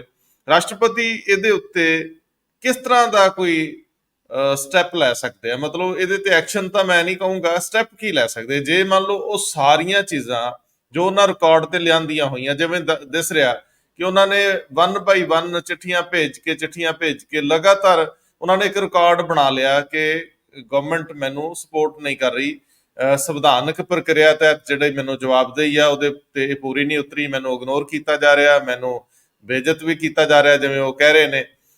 ਇਹਦੇ ਵਿੱਚ ਵੱਧ ਤੋਂ ਵੱਧ ਰਾਸ਼ਟਰਪਤੀ ਕੀ ਕਰ ਸਕਦੇ ਆ? ਜਿਵੇਂ ਸਰਦਾਰ ਹਰਮੀਤ ਸਿੰਘ ਹੋਰਾਂ ਨੇ ਕਿਹਾ ਕਿ ਕੁਝ ਹੋ ਹੀ ਨਹੀਂ ਸਕਦਾ, ਔਰ ਮੈਨੂੰ ਵੀ ਲੱਗਦਾ ਕਿ 92 ਲੋਕਾਂ ਦੀ ਚੁਣੀ ਸਰਕਾਰ ਤੋੜਨੀ ਸੰਭਵ ਨਹੀਂ, ਪਰ ਕੀ ਕੋਈ ਗਵਰਨਮੈਂਟ ਨੂੰ ਕੋਈ ਚੇਤਾਵਨੀ ਵਗੈਰਾ ਵੀ ਇਸ ਪੱਧਰ ਦੀਆਂ ਵੀ ਗੱਲਾਂ ਹੋ ਜਾਂਦੀਆਂ? ਇਹ ਅਗਲਾ ਸਟੈਪ ਕੀ ਦੇਖ ਰਹੇ ਤੋਂ ਅਗਲਾ ਕਦਮ ਕੀ ਹੈ? ਤੁਸੀਂ ਲਫ਼ਜ਼ ਵਰਤਿਆ ਮਾਨਯੋਗ ਗਵਰਨਰ। ਆਪਾਂ ਮਾਨਯੋਗ ਸਾਰਿਆਂ ਵਾਸਤੇ ਵਰਤਦੇ ਹਾਂ, CM ਵਾਸਤੇ ਵੀ, ਪ੍ਰਾਈਮ ਮਿਨਿਸਟਰ ਵਾਸਤੇ ਵੀ। ਸਾਡੀ ਡੈਮੋਕ੍ਰੇਸੀ ਦਾ ਮਾਡਲ ਹੈ ਬ੍ਰਿਟਿਸ਼ ਮਾਡਲ। ਤੁਸੀਂ ਅਮਰੀਕਨ ਡੈਮੋਕ੍ਰੇਸੀ ਵੀ ਲੈ ਲਓ, ਬ੍ਰਿਟਿਸ਼ ਵੀ ਲੈ ਲਓ। ਬ੍ਰਿਟਿਸ਼ ਦੇ ਵਿੱਚ ਮਿਨਿਸਟਰ ਨੂੰ ਆਨਰੇਬਲ ਮਿਨਿਸਟਰ ਨਹੀਂ ਕਿਹਾ ਜਾਂਦਾ, ਮਿਨਿਸਟਰ ਹੀ ਕਿਹਾ ਜਾਂਦਾ। ਪ੍ਰਾਈਮ ਮਿਨਿਸਟਰ ਨੂੰ ਪ੍ਰਾਈਮ ਮਿਨਿਸਟਰ ਹੀ ਕਿਹਾ ਜਾਂਦਾ। ਜਦੋਂ USA ਦੇ ਪ੍ਰੈਜ਼ੀਡੈਂਟ ਦੀ ਪ੍ਰੈਸ ਕਾਨਫਰੰਸ ਹੁੰਦੀ ਹੈ, ਉਹਨਾਂ ਦੇ ਤਾਂ ਮੰਤਰੀ ਹੁੰਦੀ ਹੈ, ਉੱਥੇ ਜਰਨਲਿਸਟ ਨੂੰ ਮਿਸਟਰ ਪ੍ਰੈਜ਼ੀਡੈਂਟ ਕਹਿੰਦੇ ਆ ਜੀ, ਤੇ ਮਿਨਿਸਟਰ ਨੂੰ ਸਿੱਧਾ ਮਿਨਿਸਟਰ ਕਿਹਾ ਜਾਂਦਾ, ਮਿਨਿਸਟਰ ਯੂ ਟੈਲ ਦਿਸ। ਅਸੀਂ ਮਾਨਯੋਗ, ਸਾਡੀ ਜਿਹੜੀ ਕਲੋਨੀਅਲ ਮੈਂਟੈਲਿਟੀ ਹੈ ਨਾ, ਉਹ ਲਗਾਤਾਰ ਖਿੱਚੀ ਤੁਰੇ ਆਉਂਦੇ ਆ। ਹਰ ਗੱਲ ਤੇ ਹਰ ਇੱਕ ਨੂੰ ਮਾਨਯੋਗ ਬਣਾਈ ਤੁਰੇ ਜਾਂਦੇ ਆ। ਮਾਨਯੋਗ ਹੋਇਆ ਕਿ ਨਹੀਂ? ਮਾਨਯੋਗ ਤਾਂ ਕਟਾਰੂ ਚੱਕ ਵੀ ਹੈ, ਮਾਨਯੋਗ ਤਾਂ ਕਟਾਰੂ ਚੱਕ ਵੀ ਹੈ। ਸਰਦਾਰ ਜਗਤਾਰ ਸਿੰਘ ਜੀ, ਤੁਸੀਂ ਰੌਚਕ ਗੱਲ ਕੀਤੀ ਹੈ। ਗਵਰਨਰ ਸਾਹਿਬ ਜਿਸ ਤਰੀਕੇ ਨਾਲ ਮੁੱਖ ਮੰਤਰੀ ਨੂੰ ਕਹਿ ਰਹੇ ਨੇ ਕਿ ਤੁਸੀਂ ਮੈਨੂੰ ਵਿਹਲਾ ਕਿਹਾ ਤੇ ਇੱਕ ਵਚਨ ਨਾਲ ਸੰਬੋਧਿਤ ਕੀਤਾ, ਉਹ ਕਹਿ ਰਹੇ ਨੇ ਨਾ ਕਿ ਮੈਨੂੰ ਮਾਣ ਸਤਿਕਾਰ ਦਿਓ। ਮੈਂ ਵੀ ਤਾਂ ਮੈਂ ਤੁਹਾਡੇ ਤੋਂ ਇਹੀ ਸਮਝਣਾ ਚਾਹੁੰਦਾ ਕਿ ਮਾਣ ਸਤਿਕਾਰ ਦੀ ਲੜਾਈ ਬਣ ਗਈ ਲੱਗਦੀ, ਕਿ ਮੈਨੂੰ ਤੁਸੀਂ ਜਿੱਦਾਂ ਕੋਰਟ ਦੇ ਵਿੱਚ ਵੀ ਲਾਰਡ ਕਹਿਣਾ ਹੁੰਦਾ ਤੇ ਸਾਨੂੰ ਵੀ ਇਹੋ ਕਹੋ ਜੀ, ਇਹੀ ਹੈ ਨਾ ਜੀ? ਜੇ ਭਗਵੰਤ ਮਾਨ ਕਹਿੰਦੇ ਵੀ ਸਾਡੇ ਮਾਨਯੋਗ ਗਵਰਨਰ ਵਿਹਲੇ ਹੈ, ਗੱਲ ਤਾਂ ਉਹੀ ਹੈ, ਵਿਹਲੜ ਹੈ, ਮਾਨਯੋਗ ਲਾ ਦਿੰਦੇ ਨਾ ਨਾਲ। ਹਾਂਜੀ, ਫਿਰ ਤਾਂ ਗਵਰਨਰ ਸਾਹਿਬ ਖੁਸ਼ ਹੋ ਜਾਂਦੇ। ਹੁਣ ਜਿਹੜੀ ਗੱਲ ਰਾਸ਼ਟਰਪਤੀ ਕੀ ਕਰ ਸਕਦਾ? ਰਾਸ਼ਟਰਪਤੀ ਕੁਛ ਨਹੀਂ ਕਰ ਸਕਦਾ ਇਹਦੇ ਵਿੱਚ, ਤੇ ਨਾ ਹੀ ਕੋਈ ਇਸ਼ੂ ਹੈ। ਰਾਸ਼ਟਰਪਤੀ ਦੀ ਪਾਵਰ ਸਿਰਫ ਅੰਡਰ 365 ਸਰਕਾਰ ਡਿਸਮਿਸ ਕਰਕੇ ਪ੍ਰੈਜ਼ੀਡੈਂਟ ਰੂਲ ਲਾਉਂਦੀ ਹੈ। ਮੈਂ ਪਹਿਲਾਂ ਕਿਹਾ ਕਿ ਉਹ ਜਮਾਨੇ ਖਤਮ ਹੋ ਗਏ। ਪ੍ਰੈਜ਼ੀਡੈਂਟ ਰੂਲ ਤਾਂ ਤੁਹਾਡਾ ਮਨੀਪੁਰ 'ਚ ਨਹੀਂ ਲੱਗ ਰਿਹਾ ਜਿੱਥੇ ਇਹਨਾਂ ਰੌਲਾ ਪੈ ਰਿਹਾ। ਸੋ ਉਹ ਪੁਰਾਣੀਆਂ ਗੱਲਾਂ ਹੋ ਗਈਆਂ। ਇਸ ਕਰਕੇ ਇਹ ਸਿਰਫ ਇੱਕ ਥ੍ਰੈਟ ਹੈ। ਲੇਕਿਨ ਮੈਂ ਇੱਕ ਦਿਨ ਪਹਿਲਾਂ ਵੀ ਗੱਲ ਕੀਤੀ ਸੀ ਕਿ ਜਿਹੜੇ ਗਵਰਨਰ ਸਾਹਿਬ ਜੋ ਕੁਝ ਕਰ ਰਹੇ ਆ, ਮਾਨਯੋਗ ਗਵਰਨਰ ਆਪਾਂ ਲਫ਼ਜ਼ ਵਰਤਦੇ ਹਾਂ ਕਿ ਮਾਨਯੋਗ ਗਵਰਨਰ ਜੋ ਕੁਝ ਕਰ ਰਹੇ ਹੈ ਤੇ ਭਗਵੰਤ ਮਾਨ ਤੇ ਜਿਹੜੀ ਟਸਲ ਹੈ ਇਹਦਾ ਅਸਰ ਸਿੱਧਾ ਐਡਮਿਨਿਸਟ੍ਰੇਸ਼ਨ ਤੇ ਪੈ ਸਕਦਾ ਹੈ। ਹੁਣ ਜਿਵੇਂ ਕੁਲਦੀਪ ਚਾਹਲ ਦਾ ਮਾਮਲਾ ਹੈ, ਗਵਰਨਰ ਸਾਹਿਬ ਨੇ ਤਾਂ ਇਨਕੁਆਇਰੀ ਕਰਵਾਤੀ ਉਹਦੀ, ਇਹਦਾ ਅਸਰ ਤੁਹਾਡੇ ਖਿਆਲ ਦੇ ਵਿੱਚ ਪੰਜਾਬ ਦੇ ਬਿਊਰੋਕ੍ਰੇਸੀ ਤੇ ਨਹੀਂ ਪਏਗਾ? ਇਸ ਮਾਮਲੇ ਤੇ ਪਏਗਾ। ਤੇ ਪਾਰਸ਼ਲ ਪੈਰਾਲਿਸਿਸ ਸਰਕਾਰ ਦਾ ਤੁਸੀਂ ਕਹਿ ਲਓ, ਮੈਂ ਪਹਿਲਾਂ ਪੈਰਾਲਿਸਿਸ ਵਰਤਦਾ ਸੀਗਾ, ਇਹ ਉਸ ਪਾਸੇ ਗੱਲ ਜਾ ਸਕਦੀ ਹੈ ਜਿਹੜੀ ਇਹ ਟਸਲ ਹੈ। ਅਫਸਰ ਸਾਈਨ ਕਰਨ ਤੋਂ, ਫੈਸਲੇ ਲੈਣ ਤੋਂ ਇਨਕਾਰੀ ਹੋ ਰਹੇ ਹੋਣਗੇ, ਉੱਥੇ ਇਹਨਾਂ ਗੱਲਾਂ ਦਾ ਅਸਰ ਪੈਂਦਾ ਹੈ ਜਾ ਕੇ। ਇਹ ਤੁਸੀਂ ਸਰਕਾਰ ਫੇਲ ਕਰਨੀ ਚਾਹੁੰਦੇ ਹੋ, ਇਹੋ ਜਿਹੀ ਸਿਚੁਏਸ਼ਨ ਕ੍ਰੀਏਟ ਕਰਕੇ, ਤੇ ਇਹਦੇ ਪਿੱਛੇ ਡਿਜ਼ਾਈਨ ਕੀ ਹੈ, ਫਿਰ ਇਹ ਗੱਲ ਦੇਖਾਂਗੇ ਜੀ। ਸਰਦਾਰ ਹਰਮੀਤ ਸਿੰਘ ਜੀ, ਆਪਾਂ ਪਾਰਲੀਮੈਂਟ 'ਚ ਜਾਣਾ, ਤੁਸੀਂ ਹੀ ਦੱਸ ਰਹੇ ਸੀਗੇ ਕਿ ਇੱਕ ਸਟੈਂਡਿੰਗ ਕਮੇਟੀ ਨੇ ਚੋਣ ਲੜਨ ਦੀ ਉਮਰ ਘਟਾਉਣ ਦਾ ਜਿਹੜੀ ਇੱਕ ਐਡਵੋਕੇਸੀ ਕੀਤੀ ਆ, ਉਮਰ ਘਟਾਉਣ ਦੀ ਸਿਫਾਰਿਸ਼ ਕੀਤੀ ਹੈ, ਸ਼ਾਇਦ ਤੁਸੀਂ ਕਹਿ ਰਹੇ ਸੀਗੇ, ਇਹਨੂੰ ਜਰਾ ਐਲੈਬੋਰੇਟ ਕਰ ਦਿਓ। ਲੇਕਿਨ ਇਸ ਤੋਂ ਪਹਿਲਾਂ ਜਿਹੜੀ ਮੈਂ ਸਵਾਲ ਸਰਦਾਰ ਜਗਤਾਰ ਸਿੰਘ ਜੀ ਨੂੰ ਪੁੱਛਿਆ, ਵੈਸੇ ਤਾਂ ਹੁਣ ਇਹਨਾਂ ਨੇ ਰਵਾਇਤ ਪਾ ਹੀ ਦਿੱਤੀ ਵੀ ਆਪਾਂ ਮਾਣਯੋਗ ਹੀ ਕਿਆ ਕਰਨਾ, ਤਾਂ ਕਿ ਘੱਟੋ ਘੱਟ ਜੋ ਅਗਲੇ ਚਾਹੁੰਦੇ ਉਹ ਤਾਂ ਜ਼ਰੂਰ ਮੰਨਿਆ ਜਾਵੇ। ਮੁੱਖ ਮੰਤਰੀ ਨਹੀਂ ਕਹਿੰਦੇ, ਪਰ ਸਾਨੂੰ ਤਾਂ ਕਹਿਣਾ ਚਾਹੀਦਾ ਬਸ਼ੰਦੇ ਹੋਣ ਦੀ ਹੈਸੀਅਤ 'ਚ। ਸੋ ਕੀ ਮੈਕਸਿਮਮ ਕੀ ਦੇਖਦੇ ਹੋ ਤੁਸੀਂ ਕਿ ਜੇ ਗਵਰਨਰ ਸਾਹਿਬ ਹੁਣ ਪ੍ਰੈਸ ਕਾਨਫਰੰਸ ਕਰਕੇ ਵੀ ਦੇਖ ਲਿਆ, ਚਿੱਠੀਆਂ ਲਿਖ ਕੇ ਵੀ ਦੇਖ ਲਈਆਂ, ਵੱਡੇ ਇੰਟਰਵਿਊ ਦੇ ਕੇ ਵੀ ਦੇਖ ਲਿਆ, ਤੇ ਹੁਣ ਇਸ ਤੋਂ ਅੱਗੇ ਕਿੱਥੇ ਜਾ ਸਕਦੇ ਆ? ਕਿਉਂਕਿ ਖੁੰਦਕ ਖਿੱਚ ਤਾਂ ਕਿਤੇ ਨਿਕਲਣੀ ਆ ਨਾ ਜੀ। ਮੈਨੂੰ ਲੱਗਦਾ ਕਿ ਇੱਕ ਤਾਂ ਰਾਹ ਰੂਟ ਹੈ ਕਿ ਕੁਝ ਨਹੀਂ ਹੋਣਾ, ਉਹਨਾਂ ਨੇ ਪ੍ਰੈਜ਼ੀਡੈਂਟ ਨੂੰ ਹੀ ਲਿਖਣਾ, ਹੋਰ ਕਿਹਨੂੰ ਲਿਖਣਗੇ? ਤੇ ਪ੍ਰੈਜ਼ੀਡੈਂਟ ਜਾਂ ਹੋਮ ਮਿਨਿਸਟਰੀ ਨੂੰ ਰੈਗੂਲਰ ਰਿਪੋਰਟ ਕਰਦੇ ਨੇ। ਦੂਜੀ ਗੱਲ ਇਹ ਹੁੰਦੀ ਹੈ ਕਿ ਫਿਰ ਕੋਈ ਜੇ ਇਹੋ ਜਿਹਾ ਕੋਈ ਅਣਕਿਆਸਿਆ ਤਰੀਕਾ ਵੀ ਇਹ ਅਡਾਪਟ ਕਰਨਾ ਚਾਹਣ, ਜਿਵੇਂ ਪਹਿਲਾਂ ਵੀ ਗਏ ਨੇ, ਸੁਪਰੀਮ ਕੋਰਟ ਵੀ ਗਏ ਨੇ ਪਹਿਲਾਂ, ਗਵਰਨਰ ਦੇ ਸੈਸ਼ਨ ਬਣਾਉਣ ਨਾ ਬਣਾਉਣ ਖਿਲਾਫ ਤੱਕ ਗਵਰਨਮੈਂਟ ਗਈ ਹੈ। ਹੁਣ ਵੀ ਜੇ ਸੈਸ਼ਨ ਇਲੀਗਲ ਕਹਿਣ ਦੀ ਗੱਲ ਹੈ, ਜਾਂ ਉਹ ਬਿੱਲ ਜਿਹੜੇ ਰੱਖੇ ਹੋਏ ਨੇ ਕੁਝ ਨਹੀਂ ਉਹਦੇ ਤੇ ਹੋ ਰਿਹਾ, ਤਾਂ ਉਹ ਕੌਣ ਜਾਏਗਾ ਉੱਥੇ? ਤਾਂ ਗਵਰਨਮੈਂਟ ਨੂੰ ਜਾਣਾ ਪਊਗਾ ਫਿਰ ਤਾਂ, ਨਹੀਂ ਤਾਂ ਫਿਰ ਉਹ ਪੈਂਡਿੰਗ ਪਏ ਨੇ, ਕੀ ਕਰੂਗੀ ਗਵਰਨਮੈਂਟ ਉਦੋਂ ਬਾਅਦ? ਔਰ ਭਗਵੰਤ ਮਾਨ ਨੇ ਕਹਿ ਚੁੱਕੇ ਨੇ ਤੋਂ ਪਹਿਲਾਂ ਕਿ ਤੁਹਾਡੇ ਸਾਹਮਣੇ ਉਹ ਬਿੱਲ ਵੀ ਪਾਸ ਹੋਣਗੇ, ਚਾਰੇ ਦੇ ਚਾਰੇ, ਸਾਰੀਆਂ ਚੀਜ਼ਾਂ ਇਸ ਤਰੀਕੇ ਦੀਆਂ ਹੋਣਗੀਆਂ, ਬਾਕੀ ਹੋਣਗੀਆਂ। ਉਹ ਕਦੋਂ ਹੋਣਗੀਆਂ ਤੇ ਕਿਵੇਂ ਹੋਣਗੀਆਂ, ਉਹਦਾ ਕੀ ਤਰੀਕਾ ਹੈ, ਇਹ ਤਾਂ ਨਹੀਂ ਉਹਨਾਂ ਨੇ ਸੁਝਾਇਆ ਹਜੇ ਤੱਕ, ਜਿਵੇਂ ਗਵਰਨਰ ਸਾਹਿਬ ਨੇ ਵੀ ਨਹੀਂ ਸੁਝਾਇਆ। ਔਰ ਇਸੇ ਤਰੀਕੇ ਦੇ ਨਾਲ ਫਿਰ ਬਾਰ-ਬਾਰ ਕੋਰਟ ਜਾਓ। ਇਹ ਆਰਡੀਐਫ ਤੇ ਵੀ ਕੋਰਟ ਗਏ ਨੇ, ਇਹ ਮੇਰੇ ਖਿਆਲ ਐਨਐਚਐਮ ਤੇ ਵੀ ਕੋਰਟ ਜਾਣਗੇ। ਸਰਕਾਰ ਕੋਰਟ ਦਾ ਰੂਟ ਲੈ ਰਹੀ ਹੈ, ਪੋਲੀਟੀਕਲ ਰੂਟ ਨਹੀਂ ਲੈ ਰਹੀ। ਜ਼ਿਆਦਾਤਰ ਮਾਮਲੇ ਉਧਰ ਨੂੰ ਜਾਣਗੇ ਇਸ ਤੋਂ ਬਾਅਦ। ਔਰ ਇੱਕ ਮੰਗ ਹੁਣ ਉਹਨਾਂ ਨੇ ਹੋਰ ਕੀਤੀ ਹੈ, ਜਿਹੜੀ ਸ਼ਾਇਦ ਅਗਲਾ ਟਕਰਾਅ ਆਏਗਾ। ਅਗਲਾ ਟਕਰਾਅ 2 ਦਿਨ ਪਹਿਲਾਂ ਪ੍ਰੈਸ ਕਾਨਫਰੰਸ ਕੀਤੀ ਆ ਆਮ ਆਦਮੀ ਪਾਰਟੀ ਦੇ ਚੀਫ ਸਪੋਕਸਪਰਸਨ ਨੇ, ਕਿ ਜੇ ਸਾਡੀ ਪਾਰਟੀ ਨੂੰ ਤੁਸੀਂ ਜਗ੍ਹਾ ਨਹੀਂ ਦਿੰਦੇ, ਗਵਰਨਰ ਹਾਊਸ ਦੇ ਸਾਹਮਣੇ ਦਫ਼ਤਰ ਤੋਂ ਚਲਾਵਾਂਗੇ ਅਸੀਂ ਪਾਰਟੀ। ਇਹ ਚੈਲੰਜ ਕੀਤਾ ਗਵਰਨਰ ਨੂੰ। ਉਸ ਤੋਂ ਬਾਅਦ ਇੰਟਰਵਿਊ ਹੈ।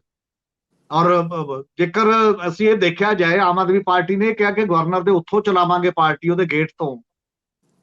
ਇਹ ਕਿਹੋ ਜਿਹਾ ਚੈਲੰਜ ਹੈ ਜੀ? ਇਹ ਕਿਹੋ ਜਿਹਾ, ਕਿਸ ਤਰੀਕੇ ਦੀ ਲੜਾਈ ਚ ਪਊਗੀ ਆਮ ਆਦਮੀ ਪਾਰਟੀ? ਫਿਰ ਇਸ ਸਾਰੇ ਮਾਮਲੇ ਚ ਤੰਬੂ ਲਾਊਗੀ, ਗਵਰਨਰ ਹਾਊਸ ਤੇ ਕਬਜ਼ਾ ਕਰਾ ਲੂਗੀ, ਅੱਧੇ ਤੇ ਇੱਧਰ ਉੱਧਰ ਕਰ ਲੂਗੀ। ਜੇ ਸੈਂਸ ਦੇਖੀ ਜਾਵੇ ਗਵਰਨਮੈਂਟ ਸਪੋਰਟ ਦੀ, ਤਾਂ ਉਹ ਕੀ ਹੈ? ਜਿਹੋ ਜੀ ਮਤਲਬ ਜਜ਼ਬਾਤ ਚ, ਜਿਹੋ ਜਿਹੇ ਪ੍ਰੋਵੋਕੇਸ਼ਨ ਚ ਇਹ ਬਿਆਨਬਾਜ਼ੀ ਵੀ ਹੋਈ ਹੈ, ਇਹ ਤਾਂ ਦੇਖਣ ਵਾਲੀ ਗੱਲ ਹੈ। ਮਤਲਬ ਟਕਰਾਅ ਵਧਣਾ ਹੈ ਲੋਕਲ ਡਿਊਟੀ ਦੇ ਮਾਮਲੇ ਚ ਵੀ, ਪੰਜਾਬ ਦੇ ਮਾਮਲੇ ਚ ਵੀ, ਬਾਕੀ ਹੈ। ਫਿਰ ਇਹ ਜਨਤਕ ਹੋਣਾ ਹੈ। ਜਨਤਕ ਉਹਨੇ ਤਾਂ ਜਦੋਂ ਉੱਥੇ ਹੌਲੀ ਹੌਲੀ ਹੋ ਸਕਦਾ ਗਵਰਨਰ ਦੇ ਖਿਲਾਫ ਕੋਈ ਘਰਾਓ ਦਾ ਸੱਦਾ, ਜਗ੍ਹਾ ਲੈਣ ਦੇ ਲਈ, ਬਾਕੀ ਚੀਜ਼ਾਂ ਕਰਨ ਦੇ ਵਾਸਤੇ, ਸਾਡੇ ਨਾਲ ਵਿਤਕਰਾ ਹੋ ਰਿਹਾ ਕੁਝ ਹੋਵੇ, ਉਹ ਜਨਤਕ ਰੂਪ ਲੈ ਕੇ ਗਵਰਨਰ ਹਟਾਓ ਮੁਹਿੰਮ ਸ਼ੁਰੂ ਹੋ ਜਾਏ ਪੰਜਾਬ ਦੇ ਵਿੱਚ ਆਮ ਆਦਮੀ ਪਾਰਟੀ ਦੇ ਰਾਹੀਂ, ਕਿ ਗਵਰਨਰ ਨੂੰ ਰਿਮੂਵ ਕਰੋ। ਤੇ ਫਿਰ ਗਵਰਨਰ ਜਾ ਕੇ ਕਿੱਥੇ ਖੜਦੇ? ਗਵਰਨਰ ਤਾਂ ਗਵਰਨਮੈਂਟ ਆਫ ਇੰਡੀਆ ਦੇ ਰੈਮੋ ਕਰਮ ਤੇ ਖੜਦੇ ਨੇ, ਉਹੀ ਨੇ। ਜੇ ਉਹ ਚਾਹਣਗੇ ਹਟਣਗੇ, ਨਹੀਂ ਚਾਹਣਗੇ ਨਹੀਂ ਹਟਣਗੇ। ਤਾਂ ਕਿੰਨਾ ਚਿਰ ਚੱਲੂਗਾ ਕੰਮ? ਰੌਲਾ ਇਹ ਹੈ ਜਿਹੜਾ ਮੈਂ ਕਹਿ ਪੰਜਾਬ ਸਫਰ ਕਰ ਰਿਹਾ ਹੈ ਸਾਰੇ ਮਾਮਲੇ ਦੇ ਵਿੱਚ, ਜਦੋਂ ਕੋਈ ਵੀ ਵਿੱਚ ਇਸ ਲੈਵਲ ਦੀ ਗੱਲ ਨਹੀਂ ਹੋ ਰਹੀ ਕਿ ਪ੍ਰਾਇੋਰਟੀ ਪੰਜਾਬ ਹੈ, ਬਾਕੀ ਦੀਆਂ ਗੱਲਾਂ ਬਾਅਦ ਦੇ ਵਿੱਚ ਨੇ।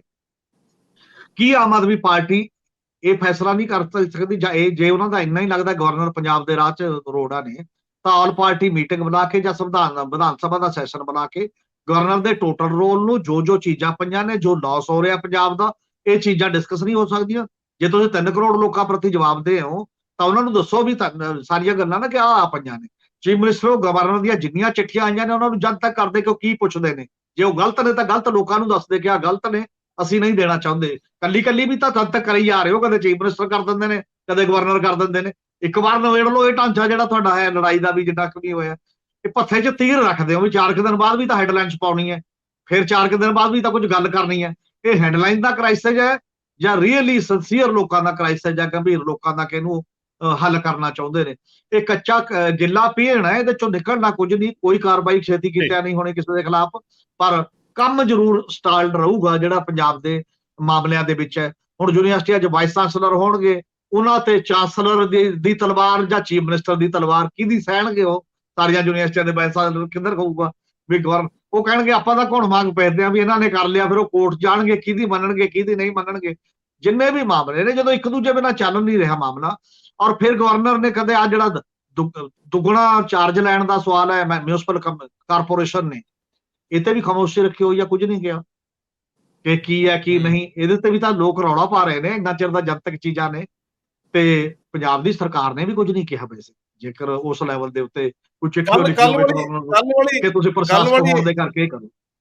ਕੱਲ ਵਾਲੀ ਇੰਟਰਵਿਊ ਦੇ ਵਿੱਚ ਵੀ ਜਿਹੜੀ ਉਹ ਵਿਧਾਨ ਸਭਾ ਲਈ ਜ਼ਮੀਨ ਦੇਣ ਦਾ ਮਾਮਲਾ ਸੀ ਹਰਿਆਣੇ ਨੂੰ, ਮੇਰੇ ਖਿਆਲ ਉਹ ਜਾਣਬੁੱਝ ਕੇ ਪਾਸੇ 'ਚ ਰੱਖ ਲਿਆ ਉਧਰੋਂ ਦੀ, ਜਾਂ ਤਾਂ ਸ਼ਾਇਦ ਧਿਆਨ 'ਚ ਨਹੀਂ ਆਇਆ ਇੰਟਰਵਿਊ ਕਰਤਾ ਦੇ, ਜਾਂ ਇਹ ਤੈਅ ਨਹੀਂ ਸੀ ਵੀ ਇਹ ਨਹੀਂ ਕਰਨਾ।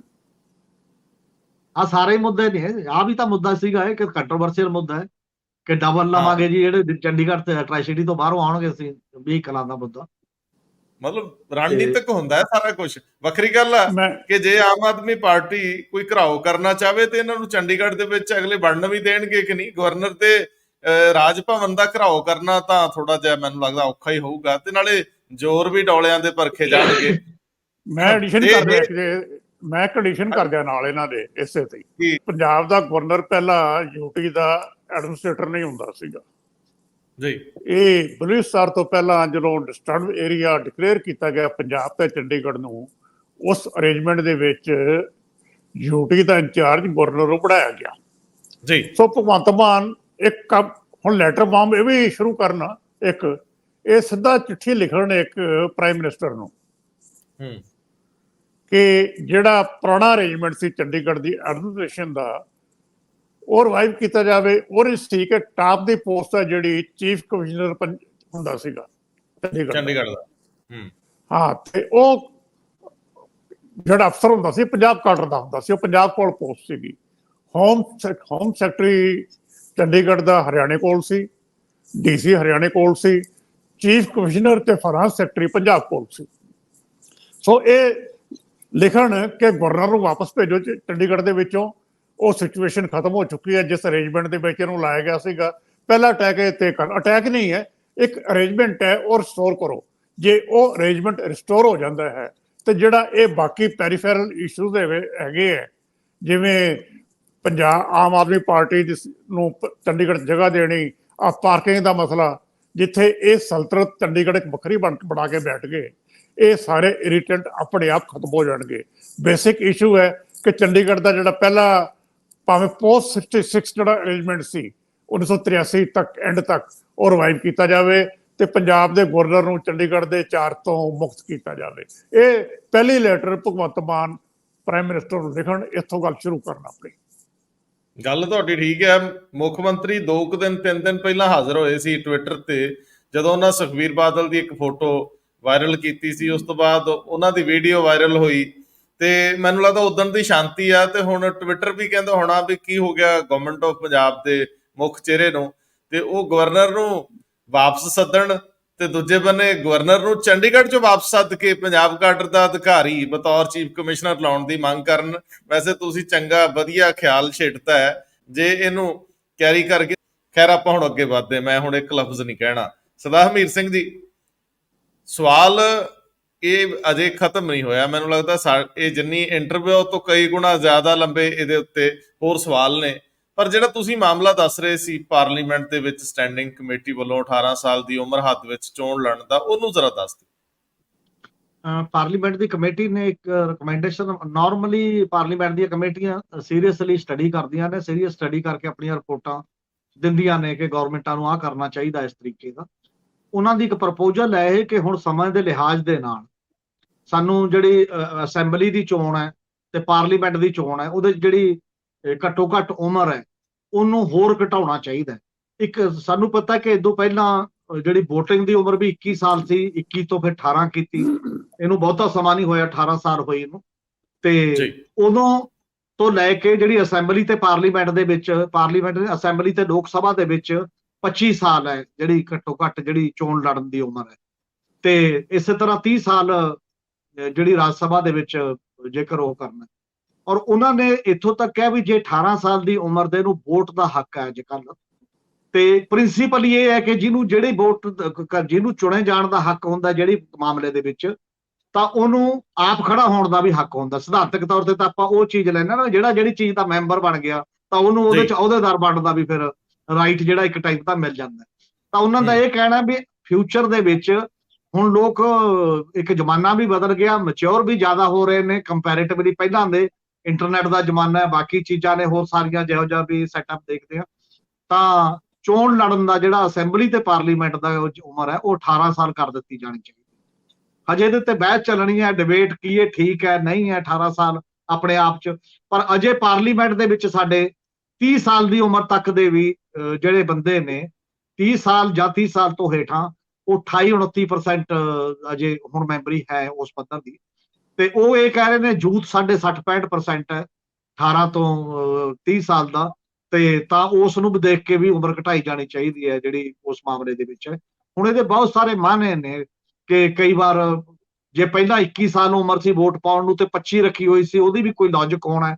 ਤਾਂ 18 ਦੀ ਬਜਾਏ 21 ਕਿਉਂ ਨਾ ਹੋਵੇ, 18 ਹੀ ਕਿਉਂ ਹੋਵੇ ਆ ਕੇ। ਇਹ ਡਿਬੇਟ ਦੇ ਇਸ਼ੂ ਨੇ ਉਸ ਪੱਧਰ ਦੇ ਉੱਤੇ ਜਾ ਕੇ। ਤਾਂ ਇਹਦੇ ਚ ਇਹਦਾ ਮਤਲਬ ਇਹ ਹੋ ਜਾਊਗਾ ਹੋਰ ਬਹੁਤ ਸਾਰੇ ਲੋਕ ਕੈਂਡੀਡੇਟ ਜ਼ਰੂਰ ਬਣਨ ਲੱਗ ਜਾਣਗੇ ਬਹੁਤ ਜ਼ਿਆਦਾ ਯੂਥ ਪੈਟਰਨ ਦੇ ਉੱਤੇ ਆ ਕੇ, ਜੇਕਰ ਇਹ ਗੱਲ ਬਣਦੀ ਹੈ ਕਿ ਅਸੈਂਬਲੀ ਤੇ ਪਾਰਲੀਮੈਂਟ ਦੇ ਵਿੱਚ 18 ਸਾਲ ਦਾ ਬੰਦਾ ਵੀ ਖੜਾ ਹੋ ਸਕਦਾ ਉਸ ਮਾਮਲੇ ਦੇ ਵਿੱਚ। ਔਰ ਦੇਖੋ ਅੱਗੇ ਪਾਰਲੀਮੈਂਟ 'ਚ ਕੋਈ ਡਿਬੇਟ ਹੁੰਦੀ ਹੈ ਇਹਦੇ ਤੇ, ਜਨਤਕ ਡਿਬੇਟ ਵੀ ਇਹਦੇ ਤੇ ਹੋਏਗੀ, ਲੋਕ ਵੀ ਚਰਚਾ ਕਰਨਗੇ, ਐਕਸਪਰਟ ਵੀ ਆਪੋ ਆਪਣੀ ਰਾਏ ਦੇਣਗੇ। ਇਹ ਉਦੋਂ ਬਾਅਦ ਦੀ ਗੱਲ ਹੈ, ਪਰ ਮਾਮਲਾ ਇੰਟਰਸਟਿੰਗ ਹੈ। ਅਸੀਂ 21 ਤੋਂ 18 ਤੱਕ ਕੀਤੀ ਹੋਇਆ VOTING ਰਾਈਟ ਦਾ ਜਿਹੜਾ ਕੁਐਸਚਨ ਹੈ। ਔਰ ਮੈਰਿਜ ਦੇ ਮਾਮਲੇ ਦੇ ਵਿੱਚ ਵੀ ਪਿਛਲੇ ਦਿਨਾਂ 'ਚ ਚਰਚਾ ਚੱਲੀ ਹੋਈ ਸੀ, ਜਿਹੜੇ ਬਾਲਗ ਕਿਹਨੂੰ ਕਹਿਣਾ ਤੁਸੀਂ, ਉਹ 16 ਸਾਲ ਉੱਥੇ ਤੱਕ ਵੀ ਆ ਗਏ। ਮਤਲਬ ਕੁੜੀਆਂ ਤੇ ਮੁੰਡਿਆਂ ਦੀ ਅਲੱਗ-ਅਲੱਗ ਏਜ ਗਰੁੱਪ ਸੀ ਮੈਰਿਜ ਦੇ ਮਾਮਲੇ ਦੇ ਵਿੱਚ ਕਿ ਕਿਹੜੇ ਸਾਲ 'ਚ ਹੋ ਸਕਦੀ ਹੈ, ਉਹਨੂੰ ਵੀ ਘਟਾਉਣ ਦਾ ਜਿਹੜਾ ਸਵਾਲ ਡਿਸਕਸ ਹੋਇਆ ਤੇ ਆ ਵੀ ਰਿਹਾ। ਇਹ ਕਾਫੀ ਚੀਜ਼ਾਂ ਨੇ ਜਿਹੜੀਆਂ ਸੋਸ਼ਲ ਐਂਗਲ ਤੋਂ ਵੀ ਅੱਗੇ ਅੰਡਰ ਡਿਸਕਸ਼ਨ ਨੇ ਹੁਣ ਇਸ ਮਾਮਲੇ 'ਚ। ਜੀ ਸਰਦਾਰ ਜਗਤਾਰ ਸਿੰਘ ਜੀ, ਇੱਥੇ ਇੱਕ ਟਿੱਪਣੀ। ਨਹੀਂ, ਇਹਦੇ ਨਾਲ ਇੱਕ ਇਸ਼ੂ ਹੋਰ ਵੀ ਹੈ। 18 ਸਾਲ ਤੱਕ ਦੀ ਉਮਰ ਦੇ ਬੰਦੇ ਨੂੰ ਇਲੈਕਸ਼ਨ ਲੜਨ ਵਾਸਤੇ ਕੁਆਲੀਫਾਈ ਕਰਨਾ, ਠੀਕ ਹੈ, ਇਹ ਇਸ਼ੂ ਡਿਬੇਟ ਹੋਣਾ ਚਾਹੀਦਾ ਹੈ। ਆਨ ਦੀ ਸਰਫੇਸ ਇਹ ਰਿਕਮੈਂਡੇਸ਼ਨ ਅੱਛੀ ਲੱਗਦੀ ਹੈ। ਇੱਕ ਨਾਲ ਇਸ਼ੂ ਹੋਰ ਖੜਾ, ਸਿਆਸੀ ਪਾਰਟੀਆਂ ਕਹਿ ਦਿੰਦੀਆਂ ਵੀ ਅਸੀਂ ਯੂਥ ਨੂੰ ਵੱਧ ਤੋਂ ਵੱਧ ਟਿਕਟਾਂ ਦੇਵਾਂਗੇ। ਉਹ ਪ੍ਰੈਕਟਿਸ ਦੇ ਵਿੱਚ ਨਹੀਂ ਹੁੰਦਾ, ਜਦਕਿ ਉਮਰ ਤਾਂ 25 ਸਾਲ ਹੈਗੀ ਹੁਣ ਘੱਟੋ ਘੱਟ।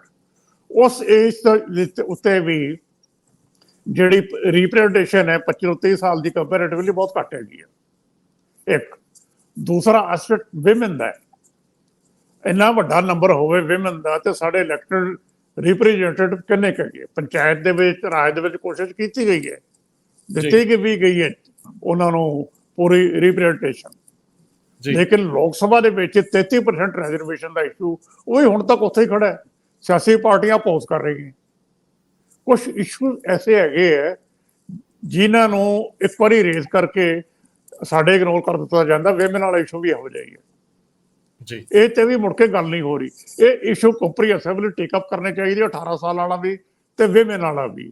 ਕੁਛ ਇਸ਼ੂ ਹੁੰਦੇ ਆ ਜਿਨ੍ਹਾਂ ਤੇ ਤੁਹਾਨੂੰ ਲਾਭ ਬਣਾਉਣ ਦੀ ਲੋੜ ਨਹੀਂ ਹੁੰਦੀ। ਕਈ ਵਾਰੀ ਮਤਲਬ ਵਿਮਨ ਦਾ, ਜੇ ਉਹਨਾਂ ਦੀ ਗਿਣਤੀ ਹਿੰਦੁਸਤਾਨ ਦੇ ਵਿੱਚ ਹਰ ਥਾਂ ਤੇ ਹੁੰਦੀ ਹੈ, ਇੰਨੀ ਹੈ, ਤੇ ਉਹਨਾਂ ਦੀ ਰਿਪਰੈਜ਼ੈਂਟੇਸ਼ਨ ਹਰ ਲੈਵਲ ਤੇ ਘੱਟ ਕਿਉਂ ਹੈ? ਜੇ ਉਹ ਸੈਕਸ਼ਨ ਅੱਗੇ ਵਧੇਗਾ ਤਾਂ ਉਹ ਦੇਸ਼ ਦੀ ਤਰੱਕੀ 'ਚ ਹਿੱਸਾ ਹੀ ਪਾਉਣਾ ਹੈ ਨਾ। ਜਿਹੜੀਆਂ ਐਡਵਾਂਸ ਇਕੋਨਮੀਜ਼ ਹੈਗੀਆਂ ਉਹਨਾਂ 'ਚ ਵਿਮਨ ਦੀ ਪਾਰਟੀਸਪੇਸ਼ਨ ਤਾਂ ਬਰਾਬਰ ਦੀ ਹੁੰਦੀ ਹੈ। ਸੋ ਇਹ ਸਾਡੇ ਉਹ ਘੱਟ ਹੈ, ਉਹ ਵੀ ਨਾਲ ਇਸ਼ੂ ਟੇਕ ਅਪ ਕਰਨਾ ਚਾਹੀਦਾ। ਇਹ ਇੱਕ ਸਮਾਜਿਕ ਇਸ਼ੂ ਵੀ ਹੈ ਕਿ ਔਰਤਾਂ ਨੂੰ ਪਹਿਲਾਂ ਸਿਆਸੀ ਗਤੀਵਿਧੀਆਂ ਦੇ ਵਿੱਚ ਪਾਰਟੀਸਪੇਸ਼ਨ ਦੇ ਨਜ਼ਰੀਏ ਤੋਂ ਕਿੰਨਾ ਮੁਸ਼ਕਲਾਂ ਦਾ ਸਾਹਮਣਾ ਹੈ, ਔਰ ਕਿਉਂ ਨਹੀਂ ਔਰਤਾਂ ਜ਼ਿਆਦਾ ਅੱਗੇ ਆਉਂਦੀਆਂ। ਕਿਉਂਕਿ ਜਿੱਥੇ ਜਿੱਥੇ ਵੀ ਔਰਤਾਂ ਨੇ ਸ਼ਮੂਲੀਅਤ ਕੀਤੀ ਆ ਉੱਥੇ ਜਿਹੜੀਆਂ ਗਲਤ ਪ੍ਰੈਕਟਿਸਿਸ ਨੇ ਵਿਹਾਰਕ ਤੌਰ ਤੇ ਕਰਪਸ਼ਨ ਤੇ ਬਾਕੀ ਹੋਰ ਚੀਜ਼ਾਂ, ਉਹਦੇ ਵਿੱਚ ਕਾਫੀ ਕਮੀ ਆਈ ਹੈ। ਤੇ ਇਹ ਅਹਿਮ ਸਵਾਲ ਆ ਕਿ ਇਹਨਾਂ ਦੀ ਪਾਰਟਿਸਿਪੇਸ਼ਨ ਕਿਵੇਂ ਯਕੀਨੀ ਬਣਾਈ ਜਾਵੇ। ਐਜੂਕੇਸ਼ਨ ਦੇ ਪੱਧਰ ਤੋਂ ਸਕੂਲ, ਕਾਲਜ, ਯੂਨੀਵਰਸਿਟੀ ਪੱਧਰ ਤੱਕ ਤੁਸੀਂ ਨਵੇਂ ਬੱਚੇ, ਔਰਤ ਖਾਸ ਤੌਰ ਤੇ, ਉਹਨਾਂ ਨੂੰ ਤੁਸੀਂ ਇੱਧਰ ਬਹੁਤ ਘੱਟ ਰੁਚਿਤ ਦੇਖਦੇ ਹੋ, ਔਰ ਜੇ ਕੋਈ ਰੁਚੀ ਰੱਖਦਾ ਵੀ ਹੈ ਤੇ ਉਹਨੂੰ ਸਨੱਬ ਕਰਤਾ ਜਾਂਦਾ, ਇਹ ਵੀ ਸਵਾਲ ਆ।